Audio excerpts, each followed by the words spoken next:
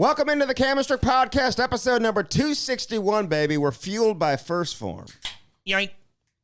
What up? Well, I feel refreshed this Monday. I feel 10 times better this Monday than I did last Monday. Well, you were a complete disaster last Monday. I know. No, I just went at it too hard. And I actually went at it pretty good this weekend. I had an event Friday with Reed Lowe, Tony Twist, Jamie Rivers, and we're playing against the Blues Warriors, and we've talked about them plenty of times, Andy. You know, the military group that plays hockey that are very disciplined, and they're very emotional on the ice. And they're just a great group of people, man. We had a big event Friday night, and it was awesome. We kind of showed all our fights, a couple fights, and we went on stage and broke them down. It was cool. And it's good to see Tony Twist out. He doesn't do much. I think though, he can't handle it. You know, Twister's, his anxiety gets to him, man. I can just tell when he's around a lot of people at one time. Like, he gets... What's getting to him? Like, irritated, you know? Okay. He's a loner now. He's way out in the bush. Yeah. You know, Andy. Remember, he put guns in your back? And, well, he did. Listen, I had to overcome that. You had to overcome that. That was a scary point Very in your life. scary. You know what I mean? And then the dog, too, that almost bit you. His dog looked like Ray Lewis. Yeah. It had muscles coming out of nice to of me. his shoulders. It had muscles coming out of his ears. It was the biggest black and brown Rottweiler I have ever seen in my entire. It was like very muscular. It ran a 4.3 40 and probably could start on most NFL rosters. It's got NIL money. but anyway, Twister, he's not used to hanging out with people, and everybody's coming up to him. Well, lately, you mean? I mean, his whole life he's been hanging out with dude, people. not in the past 10 years. Yeah, maybe longer. Lately, yeah. That's fucking 10 years. But he's such a natural at mingling. Hey, are you saying that now at this stage of his life, maybe it's just not his thing? It's just too much for him. I think he gets overwhelmed. Did he say this, or are you just kind of picking up on it? Looking at it, dude. No, it's a little bit of both. How was he on the stage, though? Great. Yeah, okay. Great. And that's really all that should matter. It's all that matters. I just think it just, listen, man, when you get to a certain age and you become, you know, you have your life down, like where you don't go places, you don't go to Blues games, you work, you do your thing, you got this nice house way out in the middle of the woods, you have your own thing going, and all of a sudden you get implemented in front of 300 people that are just all over you. You're just not used to that anymore. Can I tell you what I'm thinking? What? Because you're like going in like a psychology direction. I am. I feel like you're speaking from personal experience. I feel like you're speaking from your own personal feelings, and you're a little bit. You're attaching them and connecting them with Twister, but from a relatability standpoint. I'm like you're saying, like, this is what I feel. No. This is how I feel. I don't want to be around. I don't go to Blues games. I've settled into my life. Now Cam's in like his like late 30s. He's not even like I know. He's like still young. I know. But he thinks he's like 60. I feel like I'm 60 sometimes. You know, and I feel like yeah, man, because I've been in the mix a lot, dude, my whole life, basically. And look, I was great. Like, I'm a social butterfly, man. I can mingle around and do my thing. Now, after a while, I'm like, give me the fuck out of here. Dude, you don't go to a lot of places nowadays. You don't love it. You will go. I mean, I went to soccer the other day. I don't have kids. Like, you're going to Notre Dame to watch your son play hockey, and you're mingling. Andy doesn't turn down anything. Like, if there's an event about a fucking charity, he's like, I'm going first. I don't do that anymore. But when I'm around people, like I'm pretty damn good at it. I know how to tell a story. I know how to keep a good vibe. When it's time to go, when it's time to go over, I go, you're out. Kate, let's go. And I'll text her, be like, I'm waiting a lot. Holly's the same way. A lot of people are. I see people, and I don't think you even have to be like an athlete to like go through that. There's people listening right now who are like, yeah. Same way, man. Like, you know, they sell insurance Monday through Friday, and they're like, they get to a point when they're socializing, they want to get the fuck out of there. Yeah, but I got people that I don't know coming up to me left and right. So that wears you out more than anything. If you're a normal dude, you don't have people randomly coming up to you, taking pictures. I get it. But if you're at like the office party, you may just want to like. Yeah, but that comes once in a while. Like I get invited to do shit every fucking weekend. But you only go like once every 6 months. It depends on what it is. It depends. Depends if they're paying Depends me. if you're getting paid. Dude. That's what it comes down to. Of course, yeah, dude. I don't owe anybody any favors. Hey, speaking of the Warriors, though, I saw all those guys, a couple of them actually. I'll give them a shout out. Who came down to the rink last Thursday morning before the Blues were playing the Coyotes, and I helped them with a video they got from Bernie Federko, who there was like an award given out to Bernie Federko, and they did a video with Clayton Keller too. Yeah. Got to see Clayton Keller, which was cool, and shoot the shit with him for a little bit. God, is he good? He's very good. Clayton Keller, baby. A little shout out for you. But he kills the Blues, man, every time he plays the Blues. But he does. they had a Comeback Player of the Year award that the Warriors are handing out called the Clayton Keller Comeback Player of the Year award. Yeah. So we feature that, that during the game. And stuff, I handed out an award for the best hands. Oh, did you? Who do you think that went to? Pan hands. No, the best hands. Okay. The best hand. Who do you think I gave it to? It's a Warrior, right? Mm-hmm. On the team? You don't know his name, but you... Okay, well, how would I know then? Well, the guy that doesn't have a hand that tried to fight me. Remember that? Gotcha. Yeah, baby. Timmy Taylor. I'm going to give you a little shout-out. You know what? Shit kicker right there. I was talking to him about Tim Taylor because there's so many Tim Taylors in hockey. I know. There's a lot of Tim Taylors. Well, it's a normal name. And I've heard about Tim Taylor. The fact that he's able to play, man, is so and do it as well as he does IED, is remarkable. I think he blew his hand off, and I believe it was Iraq or Afghanistan. So he got the best hands. He got the best hands award, and he still has better hands than you, of course, but way better hands than you, and vision, and hockey sense, and toughness, and skating, probably, But these guys are cool as hell, man. Little shout out. And we love all of them, and they're just fun to be around. Totally fun. So Twister and Losey and Reaves, I'm gonna give you all a shout out, man. That was a damn good time. Friday night. I was FaceTiming Cam at midnight on Saturday night, and Peelsy actually, but it wasn't from my phone, so I would tell somebody else to do it. I ain't picking that up. I go see if he'll pick up the FaceTime. No, I don't do that. And I don't do that. I said I wouldn't either. Unless it's like 12 o'clock at night, I'm not picking up the phone. Dude, I would never, that's why it wasn't from my phone. I would never pick up a FaceTime if it's like, usually even if it's like noon. No, don't FaceTime. Every time I get a FaceTime, I'm either like taking a dump and I'm like, or I'm like, you know what? And then I'm like laying in bed naked or something. And then all of a sudden somebody's fucking face pops up and I'm like, it's the I throw my phone thing. out the damn window. You want to know how nervous and the anxiety that gives me when I see a FaceTime? I look around me. I start whispering because I think they can hear me. I think they can see me. I won't look at the phone. I'll keep the phone away from me until it stops ringing. Scares the shit out of me. Because I think they can automatically see me. Scares the shit out of me. Can you see me naked right now? I hope not. For God's sake. God, did I tell you? I butt dialed Petrangelo. Oh, God. Why would you do that? I didn't mean to. Did he answer? No, and it lasted for 4 minutes. You know how he is, man. He probably is super annoyed. I was in conversation right after my radio show. Oh, you did it to me, too. Dude, yeah, I did to you the other day. You did it to me, too. What the fuck is going on? I hate that. I get butt dialed all the time, because my name starts with A, so it's at the front of everybody's contacts. It pops up. And so I butt dial Petro after my radio show. I'm talking about politics with a bunch of people afterwards. Oh, my God. And I look down, and it's been going on for 4.5 minutes in his messaging. He's probably like, this dude's a fucking psycho. No. It's like, he's probably laughing. He's like, no, he's not happy with you. No, he's not happy He's probably super annoyed. Probably trying to train, and I'm calling him. Leaving him long, he's watching video. Messages and he's in a hyperbaric chamber trying to heal. I tell you what, though, I did watch hockey all goddamn weekend. Yeah, you said that. I needed to, man. You know what? You have to watch games live. I'm sorry. To even understand really what's going on with some of these players, you can't just watch highlights, man. You got to see every fucking second of that game, every shift. I watched Connor Bedard, and I kind of had this weird view on him because he's getting so much hype, but I really sat and watched a full game of him. And every fucking shift, his home opener. And, don't get me wrong, he made some mistakes trying to get back, diving on plays and stuff like that. That kid's fucking good, dude. Everything he does, just the way he skates, you can crunch his numbers down. He's doing pretty well. His shot, the way he's, elusive in the offensive zone, his hair looks good. There's fucking Bedard jerseys out the wazoo in Chicago. Everywhere. Man, playing for Chicago, 22,000 people watching you. The place is packed. Everybody's wearing red. You got all these wealthy guys coming out from the city. They have their suits on. They just put the jersey over their suits, and they come and they support this Blackhawks team, man. And they got that young stud cruising around. And I know all those Insta models are trying to get a hold of him, too. You got to block them out, Condog. You got to block them out, homie. Hey. I know you're listening to me right now. You got to block them out.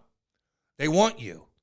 They're going to be a distraction. You're going to be out all night if you hang out. They're going to be like, let's go here, let's go there. Block them out for now. They're always going to be there. Block them out. Focus on hockey, Andy. You like that? Yeah. See what I mean?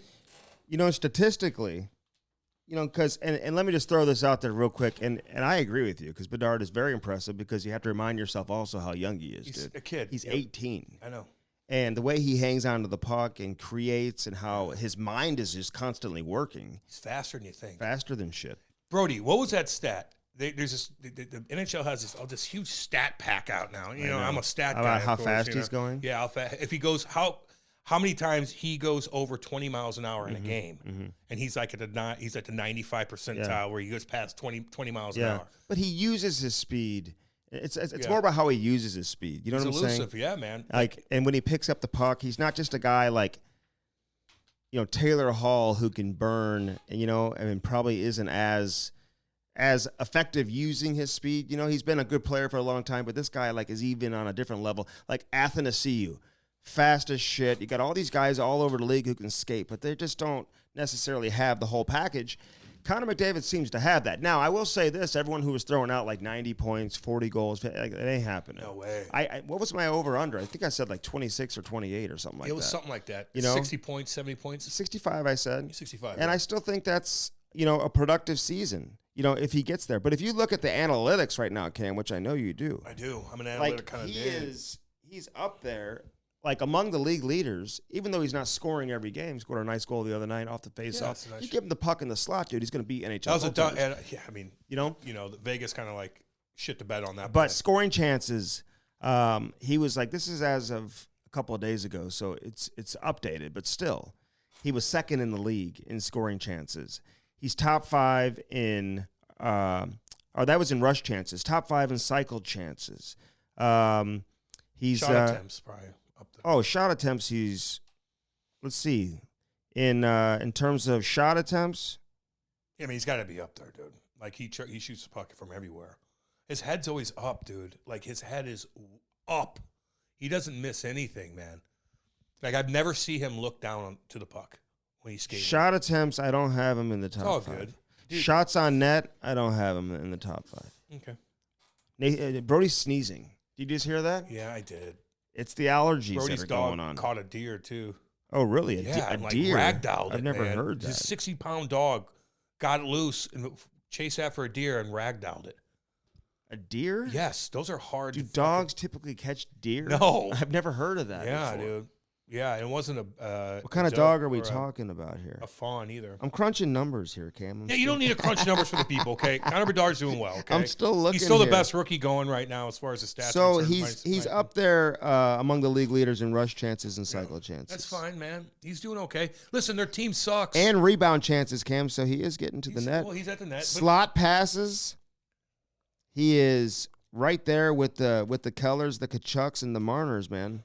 Or no, actually, that's Connor McDavid. Sorry, McDavid's hurt. Figure it out. I know he is. I got all these Connors. I can't keep up with it. But anyway, Connor Bedard, man, he's up there in a lot of categories. Very impressive, even though he's not scoring all the time.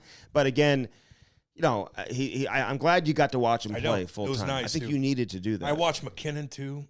Oh my God, Jesus Christ, dude! Dude, he is like if you never had watched hockey and you're like, okay, you're gonna watch it for like a week straight, you'd probably come back and be like, dude, this Nathan McKinnon, he just looks different than everybody. He's the best player in the world. Yeah, You look at him, like, he's the best player in the world. Like this way, he's huge. He and McDavid. I know, but I'm talking about Nathan McKinnon right now. I don't even want like McDavid's his own thing, but McKinnon, man, like I think he plays meaner. Yes, he just does. Like he's pissed. You can tell he gets pissed at. He's mad when he holds on the puck. He's mad when he takes it to the net. Like, he spins off of guys. He does this. He's so big, too. It's like, fuck, man. He is something. Colorado's something. Dude, he gets psycho out there. Good. Like I like that. Like he's throwing water bottles. Fucking yelling at his teammates for not being healthy. Good. You're the man. He'll yell at his coach. You're the man. You're a winner, dude. Mm-hmm. They better listen to you. Yeah. Because you bring it every fucking night on the ice. He does. If you're not on my pace, dude, I got a problem with you. Oh, my God. He is the definition of, like, he will never, ever be a head coach in the NHL. No, exactly. Because you know why don't you just do this? He'd be like, why aren't you doing this? Well, yeah, why aren't you going 100 miles an hour? Why aren't you like me? Why aren't you going? Dude, he had a play where all of a sudden you don't see him, and he pops out, and he takes 3 steps, and he goes, and he dangles. He gallops. He does this. He dangles a guy, and all of a sudden he flips it up and hits a goalie right in the head, right in the helmet, goes over the net. Like, that would have been a highlight of all highlight reel goals. Like, he's everywhere. How do you think he skates so fast? Do you think that automatically means he's a fast runner? Like, can you be a really fast skater and not a fast runner? Probably not. Fast twitch muscles, man. No. It's all the same kind of thing. Same movement. Now you could learn how to So sprint McDavid, faster. you think he could like? Yeah, I'm sure he could. He could be like an NFL wide receiver. No. That's a stupid. Do you think thing an to say. NFL wide receiver would come on the ice? Somebody said, "Is McDavid one of the best athletes in the world?" and you just watch the NFL. Like watch the NFL. Watch the NBA. College. Watch college. Watch college football, college basketball. No way, Dude. You got like 6'8" guys. players in the NBA. NBA doing crazy things. Who play like they're 5'10", dude. They could do backflips. You watch the WNBA? Man, we don't even need to talk about that. No, like the athletic achievement That's and abilities terrible. that you see in the WNBA. Not even. So I What don't are you even know. talking about? They I can't don't even know jump. if Connor could play in the WNBA. To be honest, He probably can. oh, you think he could? Unfortunately for them. There's no chance. And he didn't could Tom play. Brady like throw some money in on the Las Vegas Aces? They won't let him in. Oh, on the Aces. Aces. I'm sure he's going to make a ton of money off of Well, that. he's going to own the team. He's a part owner of the Oh, Aces. good. We need that in our league. Your league, you're right. You do need that in your league because you're subsidized by the NBA so much to where what a bad investment that must But be. the NFL's not letting Tom Brady in. I know. I heard that. Those owners don't give a fuck. Man. Well, even these young kids coming out of college want a little stake and fucking equity in some of these teams, and they're like, you can't do that. What, you mean the quarterback Caleb Smith or Yeah, whatever? Caleb. Caleb. Caleb, the quarterback from USC. Yeah. What's his last name? Caleb Jones, Caleb Smith, something, yeah. Caleb Williams. Caleb Williams, just right. I knew it was one of those. It was in Okay. the Jones and Smith I'm not family. chirping. It's Williams. Yeah. But like, dude, you ain't owning shit. Well, it's in the rule book that you can't. Yeah, but like, So, you're an idiot for even saying that. Yeah. Well, And I wouldn't want to draft you. And go win some big college games because you're not playing that well right now anyway. speaking of football, though, did you guys watch all y'all out there, even the Canadian folk? You got Patrick Mahomes doing his thing, but all the Swifties are mad. Why do you think that is? Because of Why? Well, the movie's out right now. No. Why do you think the Swifties are pissed? Because of Mahomes' wife, Close. Jackson. Yeah, damn right. He's standing. He's standing the right creep? behind her. Did you see how creepy he looked? What was he doing? They're high He's fiving. staring. Now, well, Brittany and her are high fiving, but Jackson, the creep Mahomes, is standing there like a fucking weirdo, staring. And there's all these little pictures of him staring at Taylor. And of course, he sits right behind her because he knows the camera's on him. And all the Swifties are like, "Get her out of there! There's a predator in there! Oh, Get him out! because Get of what her he out." did to that bar Well, owner. yes. Yeah, he. So Like, you mean the sexual assault? that was an assault. Fucking. Can you imagine somebody did? Are you kidding No, me? I know. Imagine you knew that What's woman. the latest with the case? Don't know. Well, there was some talk that maybe she was coming on to him as well. I don't know the exact specifics. Oh, I'm sure. I haven't watched the latest episode of Nancy Grace. That's not what I to said. find out. Remember her, Nancy Grace? Yes. You hear about the Natalie Holloway case? What happened? Yarn Vandersloot? All y'all out there. Remind me about that I'll case. tell you right now. In 2005, I'm chilling at the house, man, and all of a sudden this young blonde girl pops up on the news, and they can't find her in Aruba. She's 18 years old. Yeah, that's a long time ago. 2005. Yeah, okay. And it was the biggest story for a year. Right. And I was so obsessed with it for some reason. 18-year-old girl goes missing on a high school trip to Aruba. Kate, my lovely High wife, school trip. I go, I can't believe if you're a parent, you let your 18-year-old daughter go to a fucking different country and hang out by themselves when they're 18 years old. By They can't even drink. themselves? Well, they're with a group of people. I did that when I was in high school. You're a dude. I went to Mexico. Kate went to Mexico too with her friends. God, if I'm a parent, I'm like, fuck no. You Well, went to Mexico? now all the parents go with them, and they do chat. Do you know Okay. when I was Hold on. real quick Let though? me- when I was in high Oh, school, God. Yeah, go ahead. the parents put us all on a bus by ourselves, no chaperone, zero It's in the chaperones, 90s, dude. to go to Chicago, to take this bus overnight, to then get on a flight to go to Mexico by ourselves, dude. People were getting arrested down there I told you, for hanging on like palm trees and shit. One guy who was a big time football player, I'm not going to say his name because his kid now is like being heavily recruited and he's like really good here in the area. He was like being like, someone accused him of like doing something he shouldn't have done or something, like on a booze cruise. Yeah. So he's being like, you know, surrounded by like several like Mexican police. I think that's a nightmare. I think everyone like was putting in money. I think we gave the police like $600 or something like that. I doubt that. So anyway, What do you mean, dude? You guys put $600 together and gave it to him to get this kid out? Yeah, Fuck that. but there was like 50 kids. He's touching girls, and you're gonna get him out of it? I don't think he Fuck did that. it. No, I think he was falsely accused, dude. Well, that's my point. These All dudes this from shit. New York All this shit. He was firing on some girl that was from like another school from New York, and these dudes got all pissed. They start making this false accusation. Well, that's a scary thing to do. do. That's what Not happens. to mention, man, you go down to Cabo and shit. Like I told you, I went to Cabo. I'm walking down the beach. I got these motherfuckers coming up to me, literally putting coke up my nose. Like, here, take this. I'm like, God damn, dude. Imagine your 18-year-old daughter goes there. There's just no way. So anyway, back in 2005, Natalie Holloway goes to Aruba. She goes missing. They find this weirdo, Jorn Vandersloot, who's a local there. His dad's a judge, wealthy guy, and they're two little Cowpole brothers who were in the mix, and they're associated with this crime, but they never got caught, and they never had enough evidence. But like, so finally, this thing was going on forever. Jorn Vandersloot, they couldn't find anything on him. All of a sudden, he kills another girl years later in a hotel, kind of the same thing. In Aruba? Yeah, in Aruba, somewhere. So he's a stone cold murderer. So finally. And this is the son of the judge. The son of Jorn Vandersloot, big guy. Mm-hmm. And he tried to extort Natalie Holloway's parents like $250,000. And he'd say, I'll tell you where the body is, because he already knows he's fucked, and he's just trying to get a plea deal and whatnot. Is he in jail? Fuck yeah. So anyway, now Jorn Vandersloot comes out and says, I'm going to tell you what happened.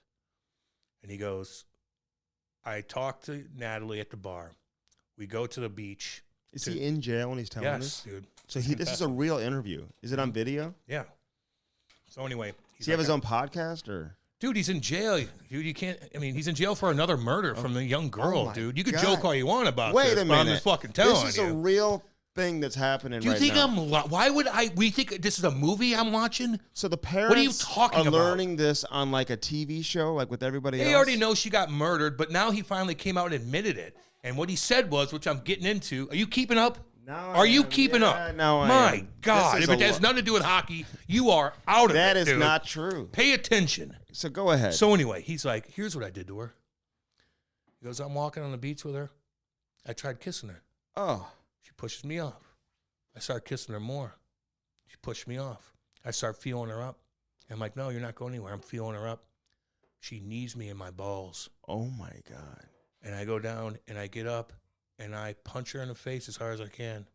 And I knock her out. Then I turn around and I find a huge concrete slab. And I took it and I bashed her face in. Her head was caved in so bad, you would have no idea who she was. So then I take her body and I wade her out about 5-10 feet up to my chest, so the water's up to my chest, and I let her float away, and they never found her. Isn't that weird, though? Even in 2005, if you have a dead body and you put it in the ocean, yeah, the current's going to take it, but that thing's not sinking. Bodies, like, they blow up, all the acid and whatever. Do you believe this? Yeah, I do. Why is he confessing now? Because he had nothing to lose, and he's going to get he's going to get a deal by confessing to this, and then he's probably going to get a little bit time off of his other murder. Dude, I don't know. He's probably like, fuck the world. Isn't he like, don't they give life sentences out there? Like, isn't he done? Like, he ain't getting no plea. What's the plea deal? I don't know. He's going to get out? Maybe he can go to a different cell and have cookies and coffee and whatnot. Well, you say they don't have coffee. Well, they don't in maximum prison. They were fact-checking. Why don't you go to Max? They were fact-checking you the other shit, your nerd too. buddies. My point is, he finally admitted it, but how do you not find the body? Yeah, the current takes it away. I know the marine animal life is going to get it, but it's going to take a while. Your body floats for a while. You start getting puffed up. What evidence brought them to him? Did they have like video surveillance of him and her leaving a bar together and stuff like that? Hell yeah. But how do you not find the body, dude? That is just, it's crazy to me, man. I don't believe the story. Okay. What do you think? She fell off of something?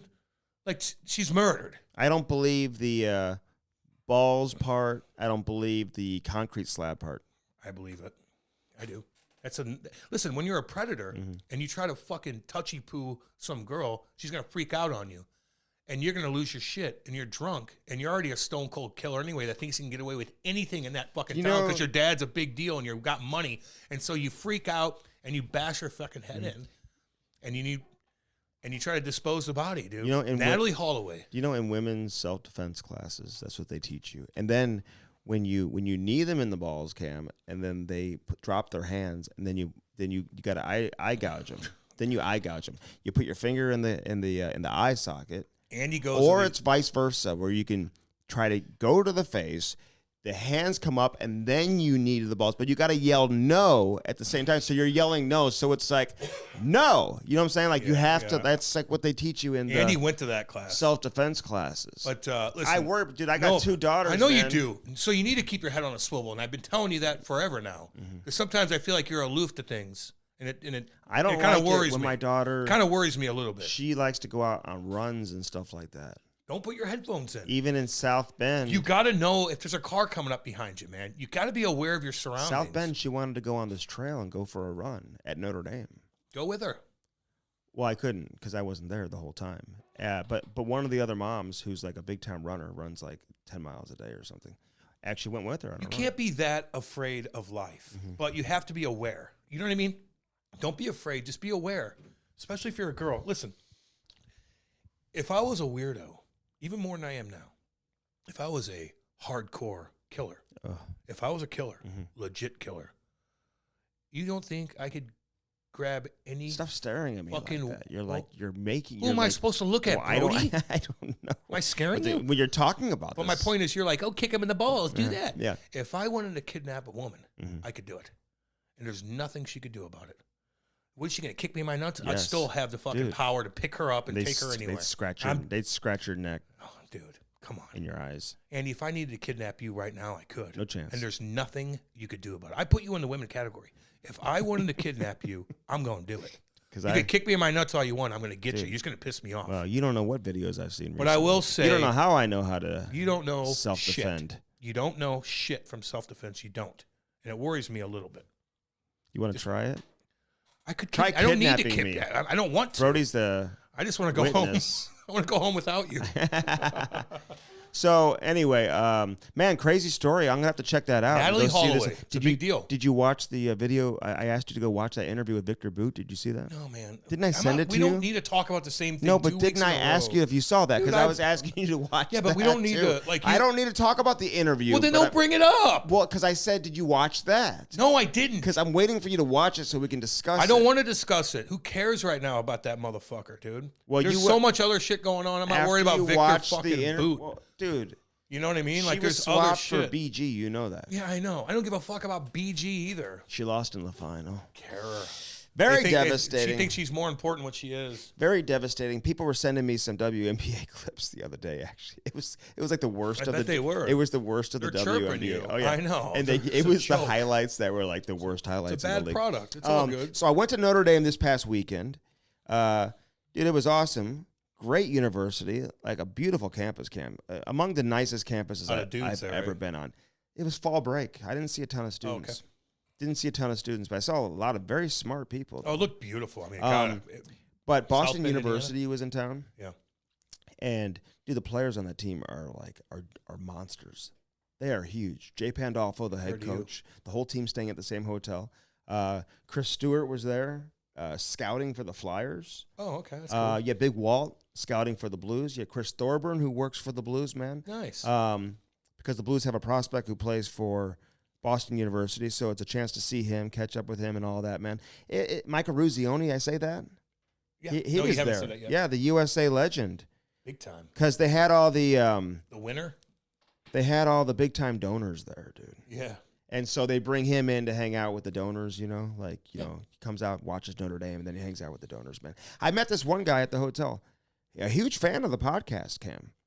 Huge fan of the podcast. And so that was interesting. We were just shooting the shit. You know, he's like, oh, I remember when my kid was this small.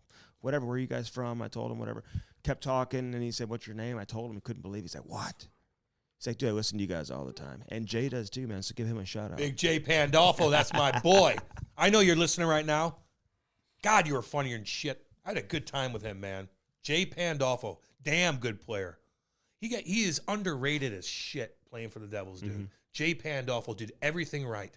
Got the puck off the wall, blocked shots, penalty killed. He was a huge reason they won 2 Stanley Cups. Would you rather be the head coach of Boston University, like a school like Boston University, Boston College, Michigan, Denver, Notre Dame, where you're in a great living situation, where kids want to come play for you? You don't even have to recruit, even though you have to recruit. But you know what I'm saying?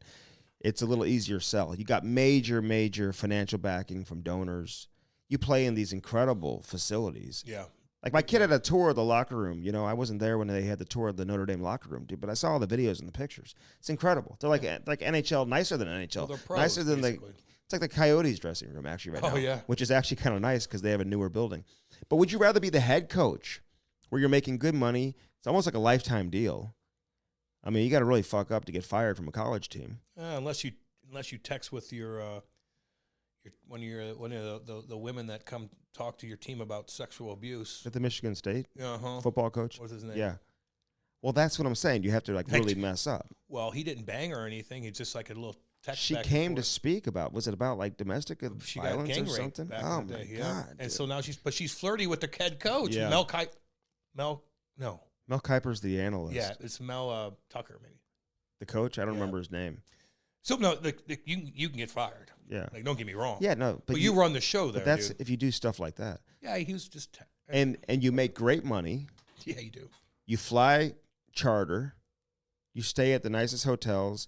You got a great budget. You're eating at nice restaurants. You're eating nice, dude. Hell yeah. So would you rather be that head coach or have the stress of like dealing with like everything that comes with being like an NHL head coach? Even though the NHL head coaches are making more money. I just probably want to be an NHL head coach only.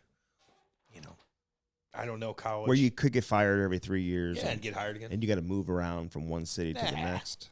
That's okay. You do it long enough. You got to deal with all the media. No doubt. No doubt. Yeah, I'd be a head coach. Okay. I mean, it's not a wrong answer to that. No, I know. I know it's not. But, yeah, I mean, you play in the show. Mm-hmm. That's your people. I guarantee you know the game. You know the academic. There's no academic part. Like, you just got to keep everybody in I won't line. say I guarantee it, but I bet you if Jim Montgomery was here right now, if we said, hey, Denver University would have paid you the same amount you make for being an NHL head coach, I bet you he'd probably think hard about like. I don't know. Their team looks pretty damn good. Well, now he may get the Jack Adams again. I know. Why did we underestimated how good that team is? Well, I think man. their goalie situation helped them in a couple of those games too. So we'll see what happens. Best goalie tandem in the league. They're pretty damn good. Listen. Can I give somebody a shout out on Boston? Yeah. Who do you think it is? Well, Trent Frederick. Yeah, goddamn right. Throwing fucking bombs, boy. Do you see the That's video? my boy right there. Yes. I'll go you. That's my Go boy me. right there. Trent, little shout out, baby. Throwing that fucking heat. Let everybody know you're the big dick. Let everybody know, baby. Good for you, man. St. Louis boy. You don't Shit see kicker. too many people connect like that. Dude, bombs, baby. Like, God. and I'll give the other guy some credit He too, ate 'em. man, because he ate the punches. He threw a couple too. Hit him in the he helmet. Take your helmet off. England. Take your helmet You're not off. allowed to. Yeah, you're right. You can't spin You're it. not can you? allowed to That's do right. that. You can't take your helmet off like you used to back Well, in you the could day. take his helmet off. I got you, but yeah. Yeah, yeah. Not if he doesn't let you do it. Well, don't break your hand on a fucking helmet with those screws sticking out, buddy. Because you caught it twice. Hey, I'll say this about the Boston Bruins, man. They've established a culture much like the Red Wings did back in the day with Yzerman. Yeah. And then they transitioned into like Lidstrom and Datsuk and all these guys. Yeah, yeah. You know, and they had, you know, all these other guys that were there when Yzerman was there. Boston's kind of become that. You know, it's like the transition from Chara to Bergeron, now Marchand, boy. and the pieces that are surrounding Brad Marchand. Like, they have a foundation and a culture that's like been set. So now when you're a young player and you walk into that organization and that dressing room, you automatically know what the standard is, and you just fall in line and you pass it to the next generation of players that are coming up. It's just like continuous. So it's like you look at their roster and you see the depth they have, how good they are defensively. You see they have the best goaltending tandem in the league. They got legit monster star power up top with Pasternak and obviously Marchand and, you know, fucking Jake DeBrusk, you break a rule, dude. He had to sit out a game. Was he late for a meeting? Late for a meeting. Well, don't be late for a meeting. I know, but That's I'm a just saying, stupid like, thing they to don't do. fuck around. No, listen. Nobody does when it comes to that. Mm-hmm. You know, you're not late for meetings. Yeah. Such a distraction. Why are you late? Why are you late for anything? Mm-hmm. And I like Jake, and I liked his answer, too, man. Andy's probably like, "Just late, it's being normal. You could be late. Who cares? I was 15 minutes late the other day. It didn't matter." No, it does matter. That's why I'm never late for anything. I'm unless it's never a party. late. I'm never late. And if I'm late, I let you know that I'm going to be late. You did today. You well, did today. like, it was 2 minutes. No, it's all But good. I told you like a half hour in advance. I appreciate that. Yeah. I do. And honestly, that's all I need. Yeah. Just let me know. I know it's coming anyway. Mm-hmm. But if No, you don't. if you're Yeah, I do. You don't know what's coming. But do you agree with what I'm saying about the Boston Bruins? Yeah, sure. But like, it's not like, okay, you had guys that were there, and then now you're now these young kids are going to do it. Well, the young kids have to have the skill and the talent to do it too, and the mindset. Yeah, so but like, they're just finally. It's not just that, and now they got this other young kid who's coming up playing center, whatever. The kid from Guelph, what's his name, man? Oh, he scored 2 goals last night. Yeah, like he ain't going back to Guelph, man. And Guelph, you know, he's playing between I think Marchand and like Geeky or something like that, dude. Yeah. He's with like 2 big dogs at 19 years old. Yeah, you got to have the talent, but I'm also saying like Cam, it's bigger than that in terms of these guys all set the culture and like the way of how they do it. You know what I'm saying? Marchand's still there too, so like that's what I'm saying. He's the captain now. I know. The transition from Bergeron to him, Chara before him. You look at the history of the captains with the Boston Bruins. The reality is they haven't had that many. They've had guys that have just been captains for. Ray Bourque was the captain for like 20 years, dude. Cam Neely. Well, was he even captain? I don't even know if he was ever captain. No, I think he wore an A. I think Neely wore an A because Ray Bourque was there. Yeah, that's right. For 19 years, right? You know? But you had like all those old school legends too who were captains for like 6, 7, 8 years at a time. They had the odd like Jason Allison who was a captain for a year. They had Joe Thornton who was a captain for like 3 years or something like that. Somebody else was a captain too, I believe, just for a little bit. A goal scorer, I forgot his name. God dang it. Yeah, no, I get you, man. I get you. You know? We'll see what happens with them. There's a couple teams right now, and I know it's really early. That we'll see what happens with them, but you got to get. Everyone was questioning the Boston Bruins after what happened last year, man. So 2 big time sinners. I mean, it's hard to fill that gap, but so rightfully so. But there's a couple teams, man, so far, and I know it's early, that look goddamn unbelievable. I mean, Vegas. Who they missing? Riley Smith, the only one? Yeah. Like, that's the same damn team. And you got some young cats that jumping in the mix, too. They look unbelievable. Colorado looks unbelievable. You know who doesn't look good? Edmonton. They're fucking terrible. Washington. Washington looks terrible. Edmonton.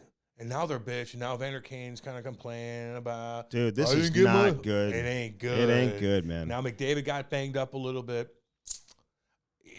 I don't know. I don't know, man. Hey, I don't have a good feeling about Edmonton. I don't feel like their coach has that, and I could be wrong here, but like, is he? It's more of a question. Like, can he handle the shit that he's dealing with right now? He doesn't have a ton of experience as being a head coach. Yeah. I know he's got Kenny Holland there and whatever, but like having Patrick Kane go on in between periods in the broadcast and like complain about his ice time and shit, Evander Kane. Like you have some issues now going on. Complain about now you don't have Connor McDavid for the next week or two. Like, can Leon Draisaitl, can he give you what, like, Evgeny Malkin would give you when Crosby would go down in Pittsburgh? He's already getting pissed because they're asking stupid questions about, like, what did you tell Stuart Skinner? So what, though? But he does that all the time. So what, though? Like, that's not even that bad. Like, did you talk to him about fucking up the game? Mm-hmm. Did you talk to your goalie about fucking the game up? Yeah. What do you mean? What do you mean, what do I mean? He fucked the game up. Mm-hmm. Did you talk to him? And if you did, what'd you say? Well, it's just a mistake. Yeah, I know. But did you talk to him? Was that dumb of a question? No, I don't want to say it was a dumb question. But I think maybe you say... I hate that. And you should hate that, too. Yeah, but as a reporter, as a fucking guy in the mix, asking questions. But I wouldn't say, what did you say to him? Fine, come on. I just would have said, like, what did you see on that play? Okay, fine. But if somebody did that to you, I'd be like, fuck him. Dude. I'd be pissed if they did that to you. Let me tell you if you asked a question and they looked at you like you're some little bitch boy, I treat you like that, not them. I will say that if I had a player talk to me like that, I would 1,000% address it. Or a coach, I'm not going to lie to you. Or a coach. If I'm fucking asking a coach, just what happened with the power play there? What do you mean? I will address it. What do you mean, what do I mean? You're over fucking 10. What's going on? Yeah. God. But that's why I'm not in there, just so you know. You're going to ask the hard questions? Well, I mean... Probably, I'd be like, what's going on with this? And if they fucking belittled me like that, I'd be. But pissed. Dude, he's frustrated. You got to understand. Like, I'm not going to make an excuse for Leon Draisaitl. I don't know what it's like to be a superstar in a market like that. So he deals with a lot of media. Everybody does. And no, they don't. Yeah, they do. No, they don't. Yeah, they do. Dude, yes, they do. Even if you're in Arizona. Oh, you're please. Do you know Arizona doesn't even have commercials on their TV right now? Oh God, like, they don't have zero. They have zero commercials. But right now, you're dealing with social media. you're dealing with so many different. Everybody sees everything now. Mm-hmm. So like you're dealing with people on social media and shit like that. Yeah, dude. Everybody deals with that. You're 5 games in, you're already bitching at a guy that asked you about a complete fuck up that ruined the game from your goalie. Just answer the damn thing. Dude, I don't know. I see athletes in other sports all the time get pissy and shit like that, man. I'm just telling you. Know, everybody's different, man. He's an emotional player. It's after the game. He's pissed off they lost. He probably looks at it and he's like, yeah, I was a dick to that reporter. Probably went up to him, at least you hope, and said, hey, man, sorry, I shouldn't have done that. I'm just telling you. You don't get where I'm coming from? I'm willing. No, I do. But I'm also willing to maybe cut a player a little bit of slack if it's the heat of the moment situation where you're fucking losing. You got McDavid out. He's got to deal with Evander Kane complaining and whatever. Well, deal with Evander Kane. And you got your deal with him. You got some real issues, dude. They don't have good enough goaltending, and they certainly don't have good enough defense. To win. So this is when it's all starting to like crumble down. You know, they've been able to live off of McDavid and Draisaitl for only so long, dude. He's fucking tired of it. He's pissed. He's annoyed. I cut him some slack, dude. Edmonton, build a fucking winner around these guys or get these guys the hell out of there. Shit. You know what I mean? Or they got to go. Like, you wouldn't want to be in that situation. You want to win, dude. You put up 100 points every year and you never win. You've got no defense and no goaltending. It's not that dude's fault. I get that. You know, but I can understand sometimes you're having a bad day at work. You know what I mean? Well, you know what? Like, maybe that guy's having a bad day. I'm sorry. Sometimes I'm sticking up for your people.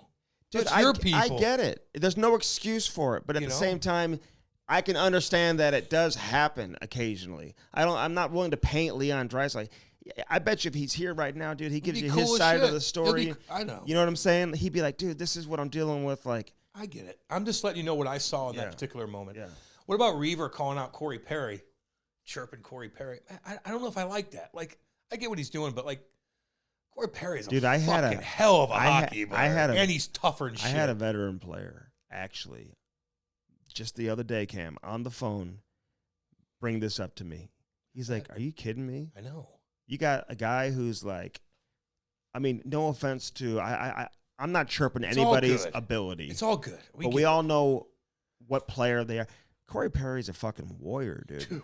He's been in the league for decades. Former Hart Trophy winner, 50-goal scorer. Stanley Cup winner. Winning teams want to have him on their roster. I know he's in Chicago right now, but this guy will be on a contending team before too long here, before now on the trade deadline. Somebody's going to bring him on board. Probably. You know what I mean? Yes, he's a winner. He signed a 1-year deal. He's like, fuck, whatever. I'll go play for a few months in Chicago, do my thing, put up some points, get an opportunity, and I'll be with a contending team at the trade deadline. But like, this is where Toronto, like, they give these guys too much attention.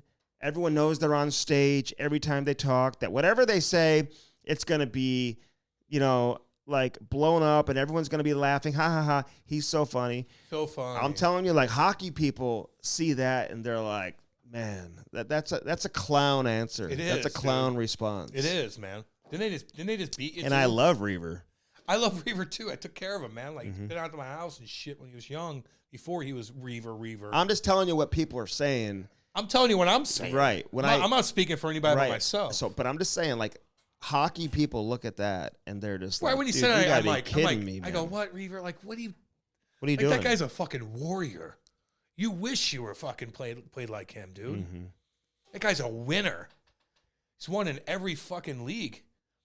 Corey Perry, god damn, dude. Love that guy. He's a what? What are you talking about?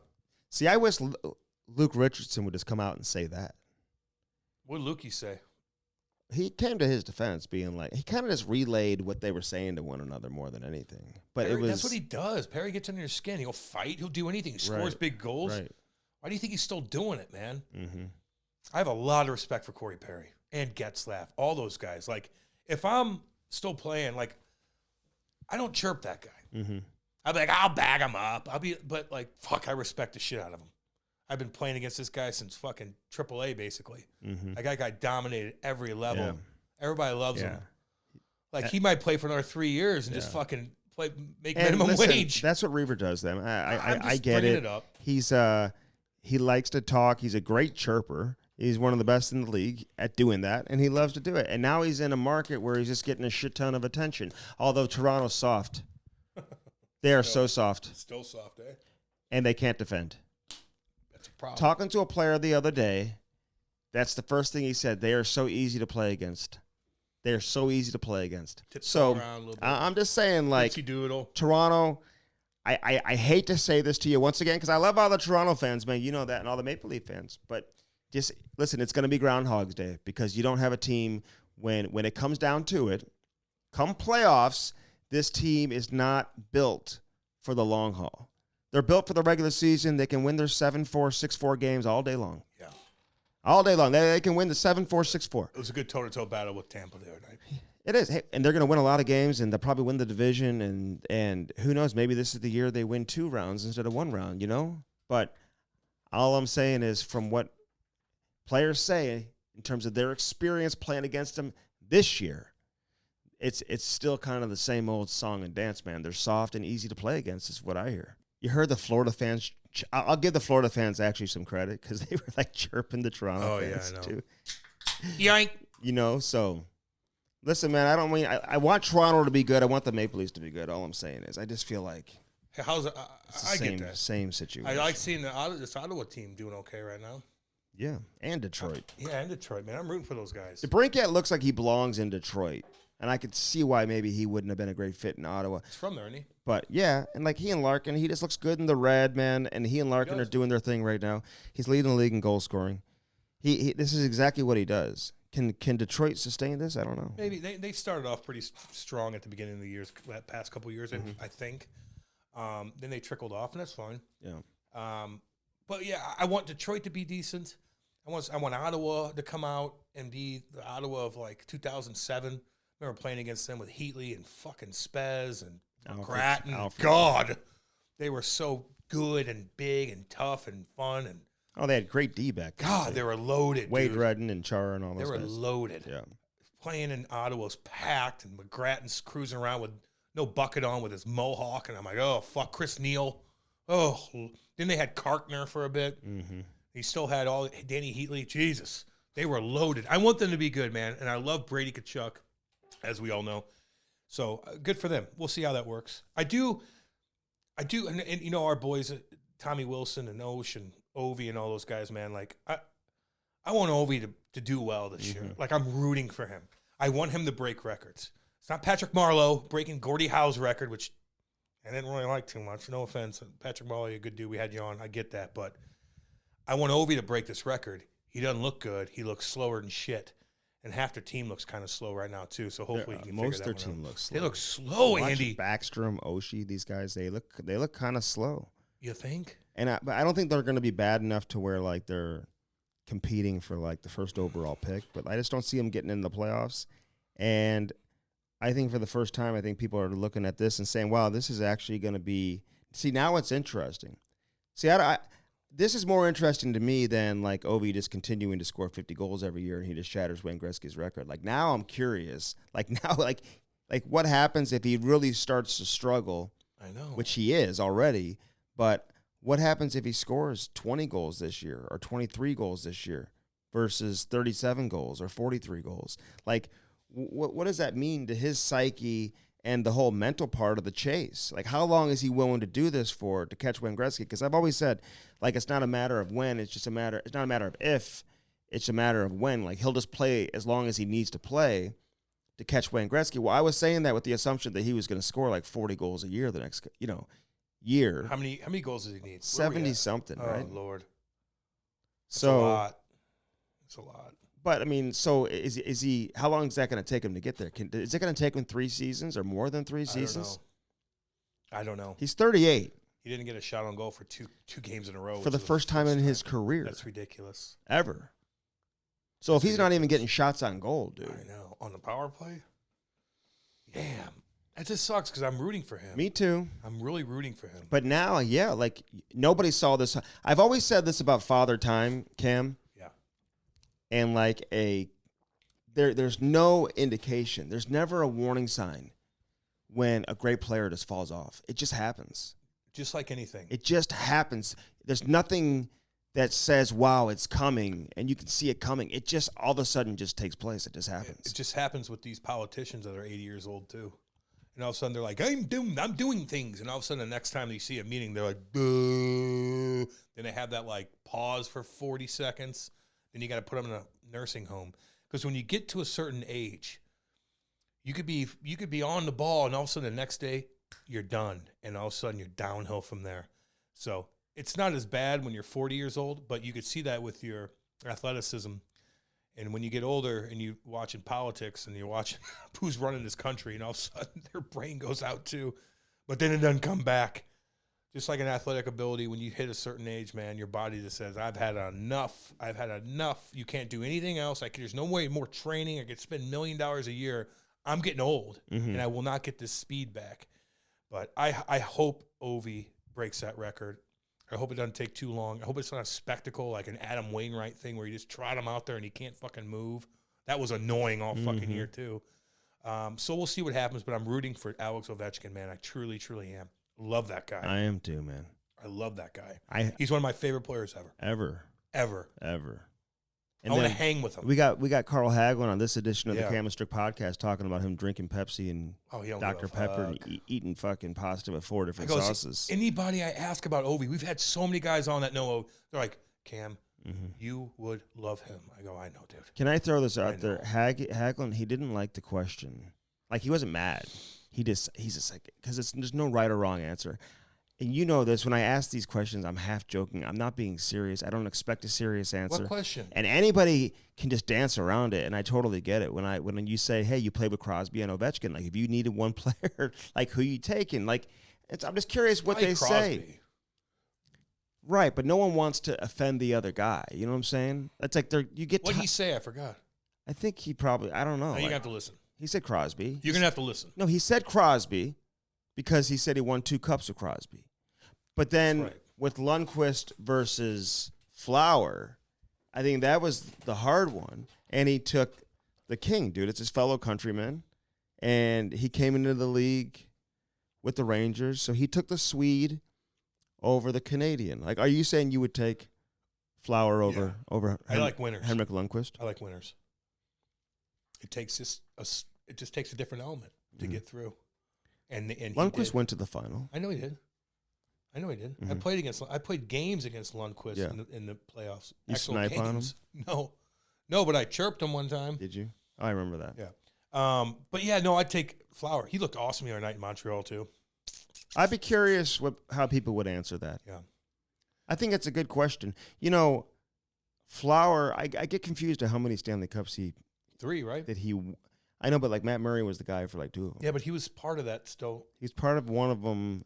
I just feel like Matt Murray was the guy who was in the game. For that one time? For 2 times. For 2 times?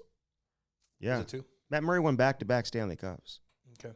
Double check that one. Yeah, he did. Yeah, but he played. But Fleury, I just remember Fleury robbing Nicky Lindstrom with 7 seconds to go when they're up by 1 in Game 7. Incredible save.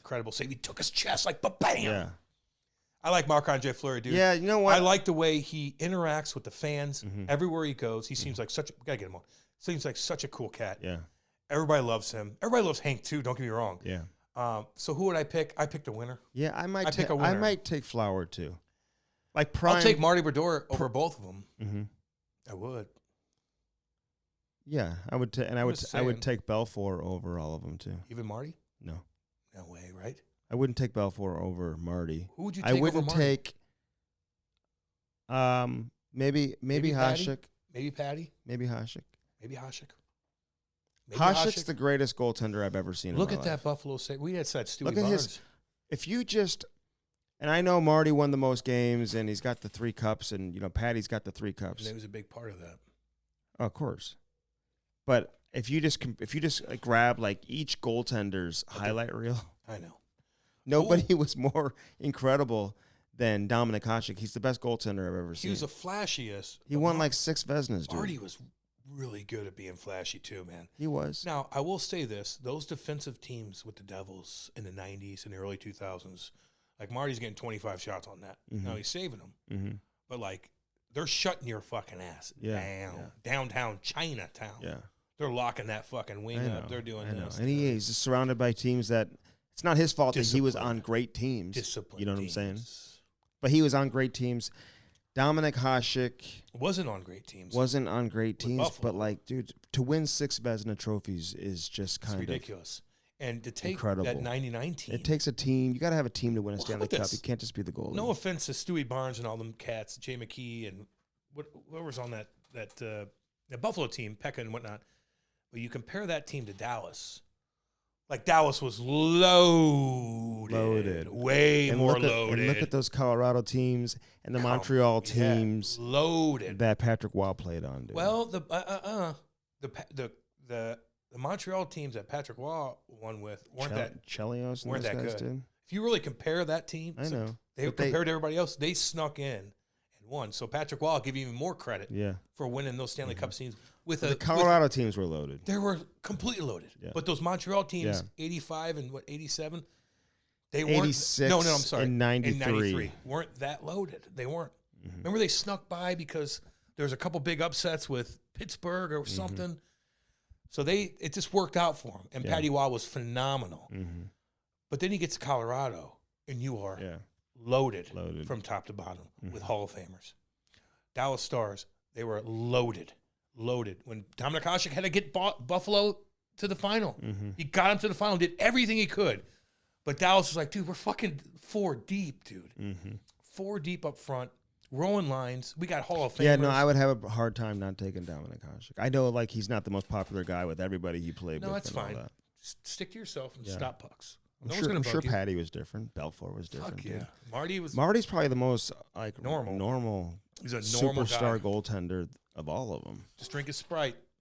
Put a towel over his head.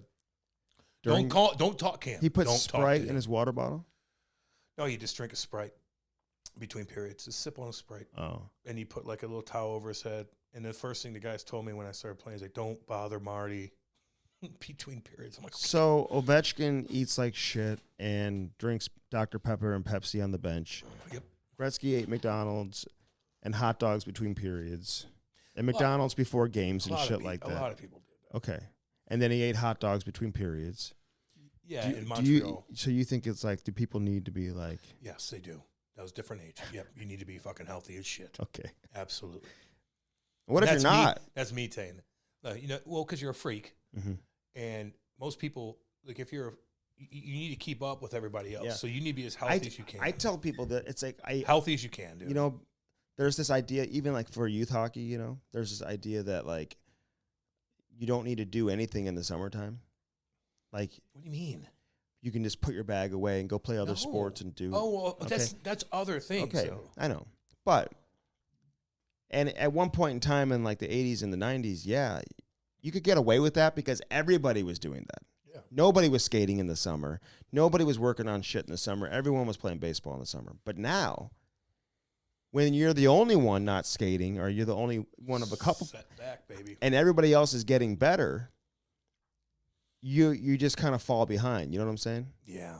You have to keep up with the pace, dude. It's just so I think, you know, the same thing to be said, like, if you're playing at the highest level, dude, and everybody's like fueling their engine a certain way, you got to find a way to do the same. You got to work out, you got to train, you got to do all that. I wouldn't even, like, if you really want to keep up, like, even drinking, dude, like, if you have a day off the next day, like, it does affect you. Like, even having like 3 beer afterwards, like, your body's so dehydrated, and all of a sudden now you're drinking beer, like, you just have to be disciplined now to keep up with the pace. Can I say this? So I'm at the out-of-town tournament, Cam. We lost in the championship game.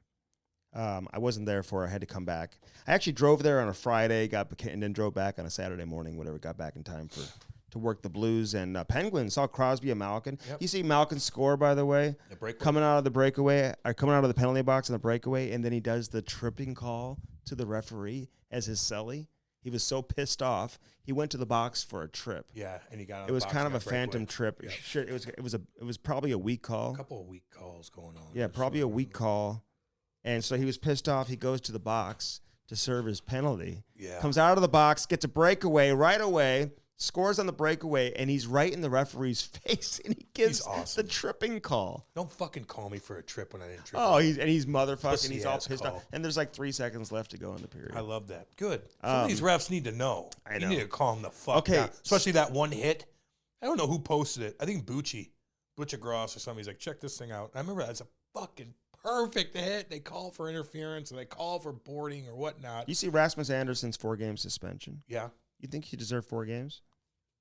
I'm trying to understand the controversy. I watched the hit. It's an open ice hit. And I feel like, well, this kind of just, yeah, I see this. These are the jumped type of hits He that, jumped like, a little bit. in the current NHL, you do that, like you're getting dinged, right? It was a big time hit.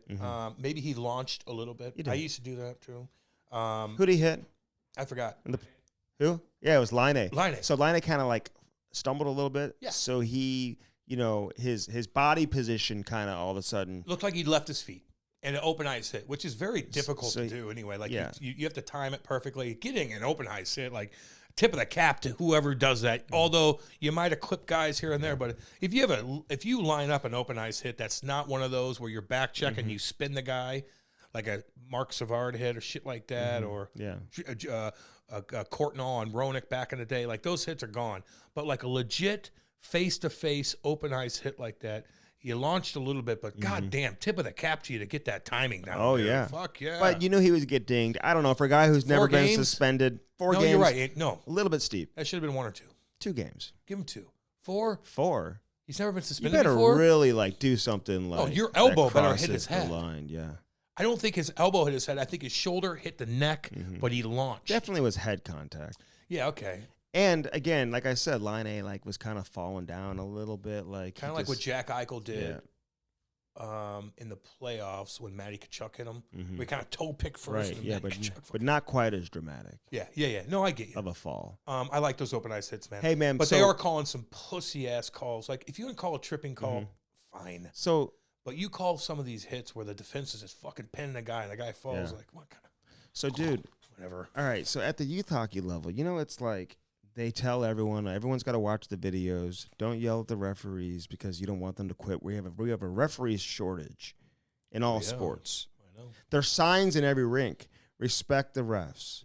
Don't yell at the refs. No, I get that. And so I've always been like, yeah, dude, don't treat the refs like shit, whatever. Now that your kid is playing, you kind of see things that you're like, okay. And so here's my thing with the referees at the youth level, Cam. It's like, if you make the decision where you're going to ref, then you got to at least put forth an effort that you want to be out there. And you got to try. Like, it's your responsibility to try. Like, I understand you don't want to get yelled at. Nobody should be yelling at you and all that type of stuff.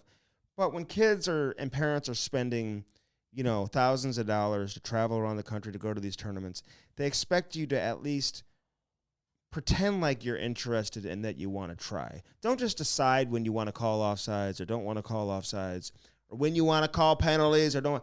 It's like when you don't give any effort and you're not even trying and it looks like you don't care, then you may take some heat. It's not like you should just be completely off limits just because you're wearing the referee jersey and it's a youth hockey game.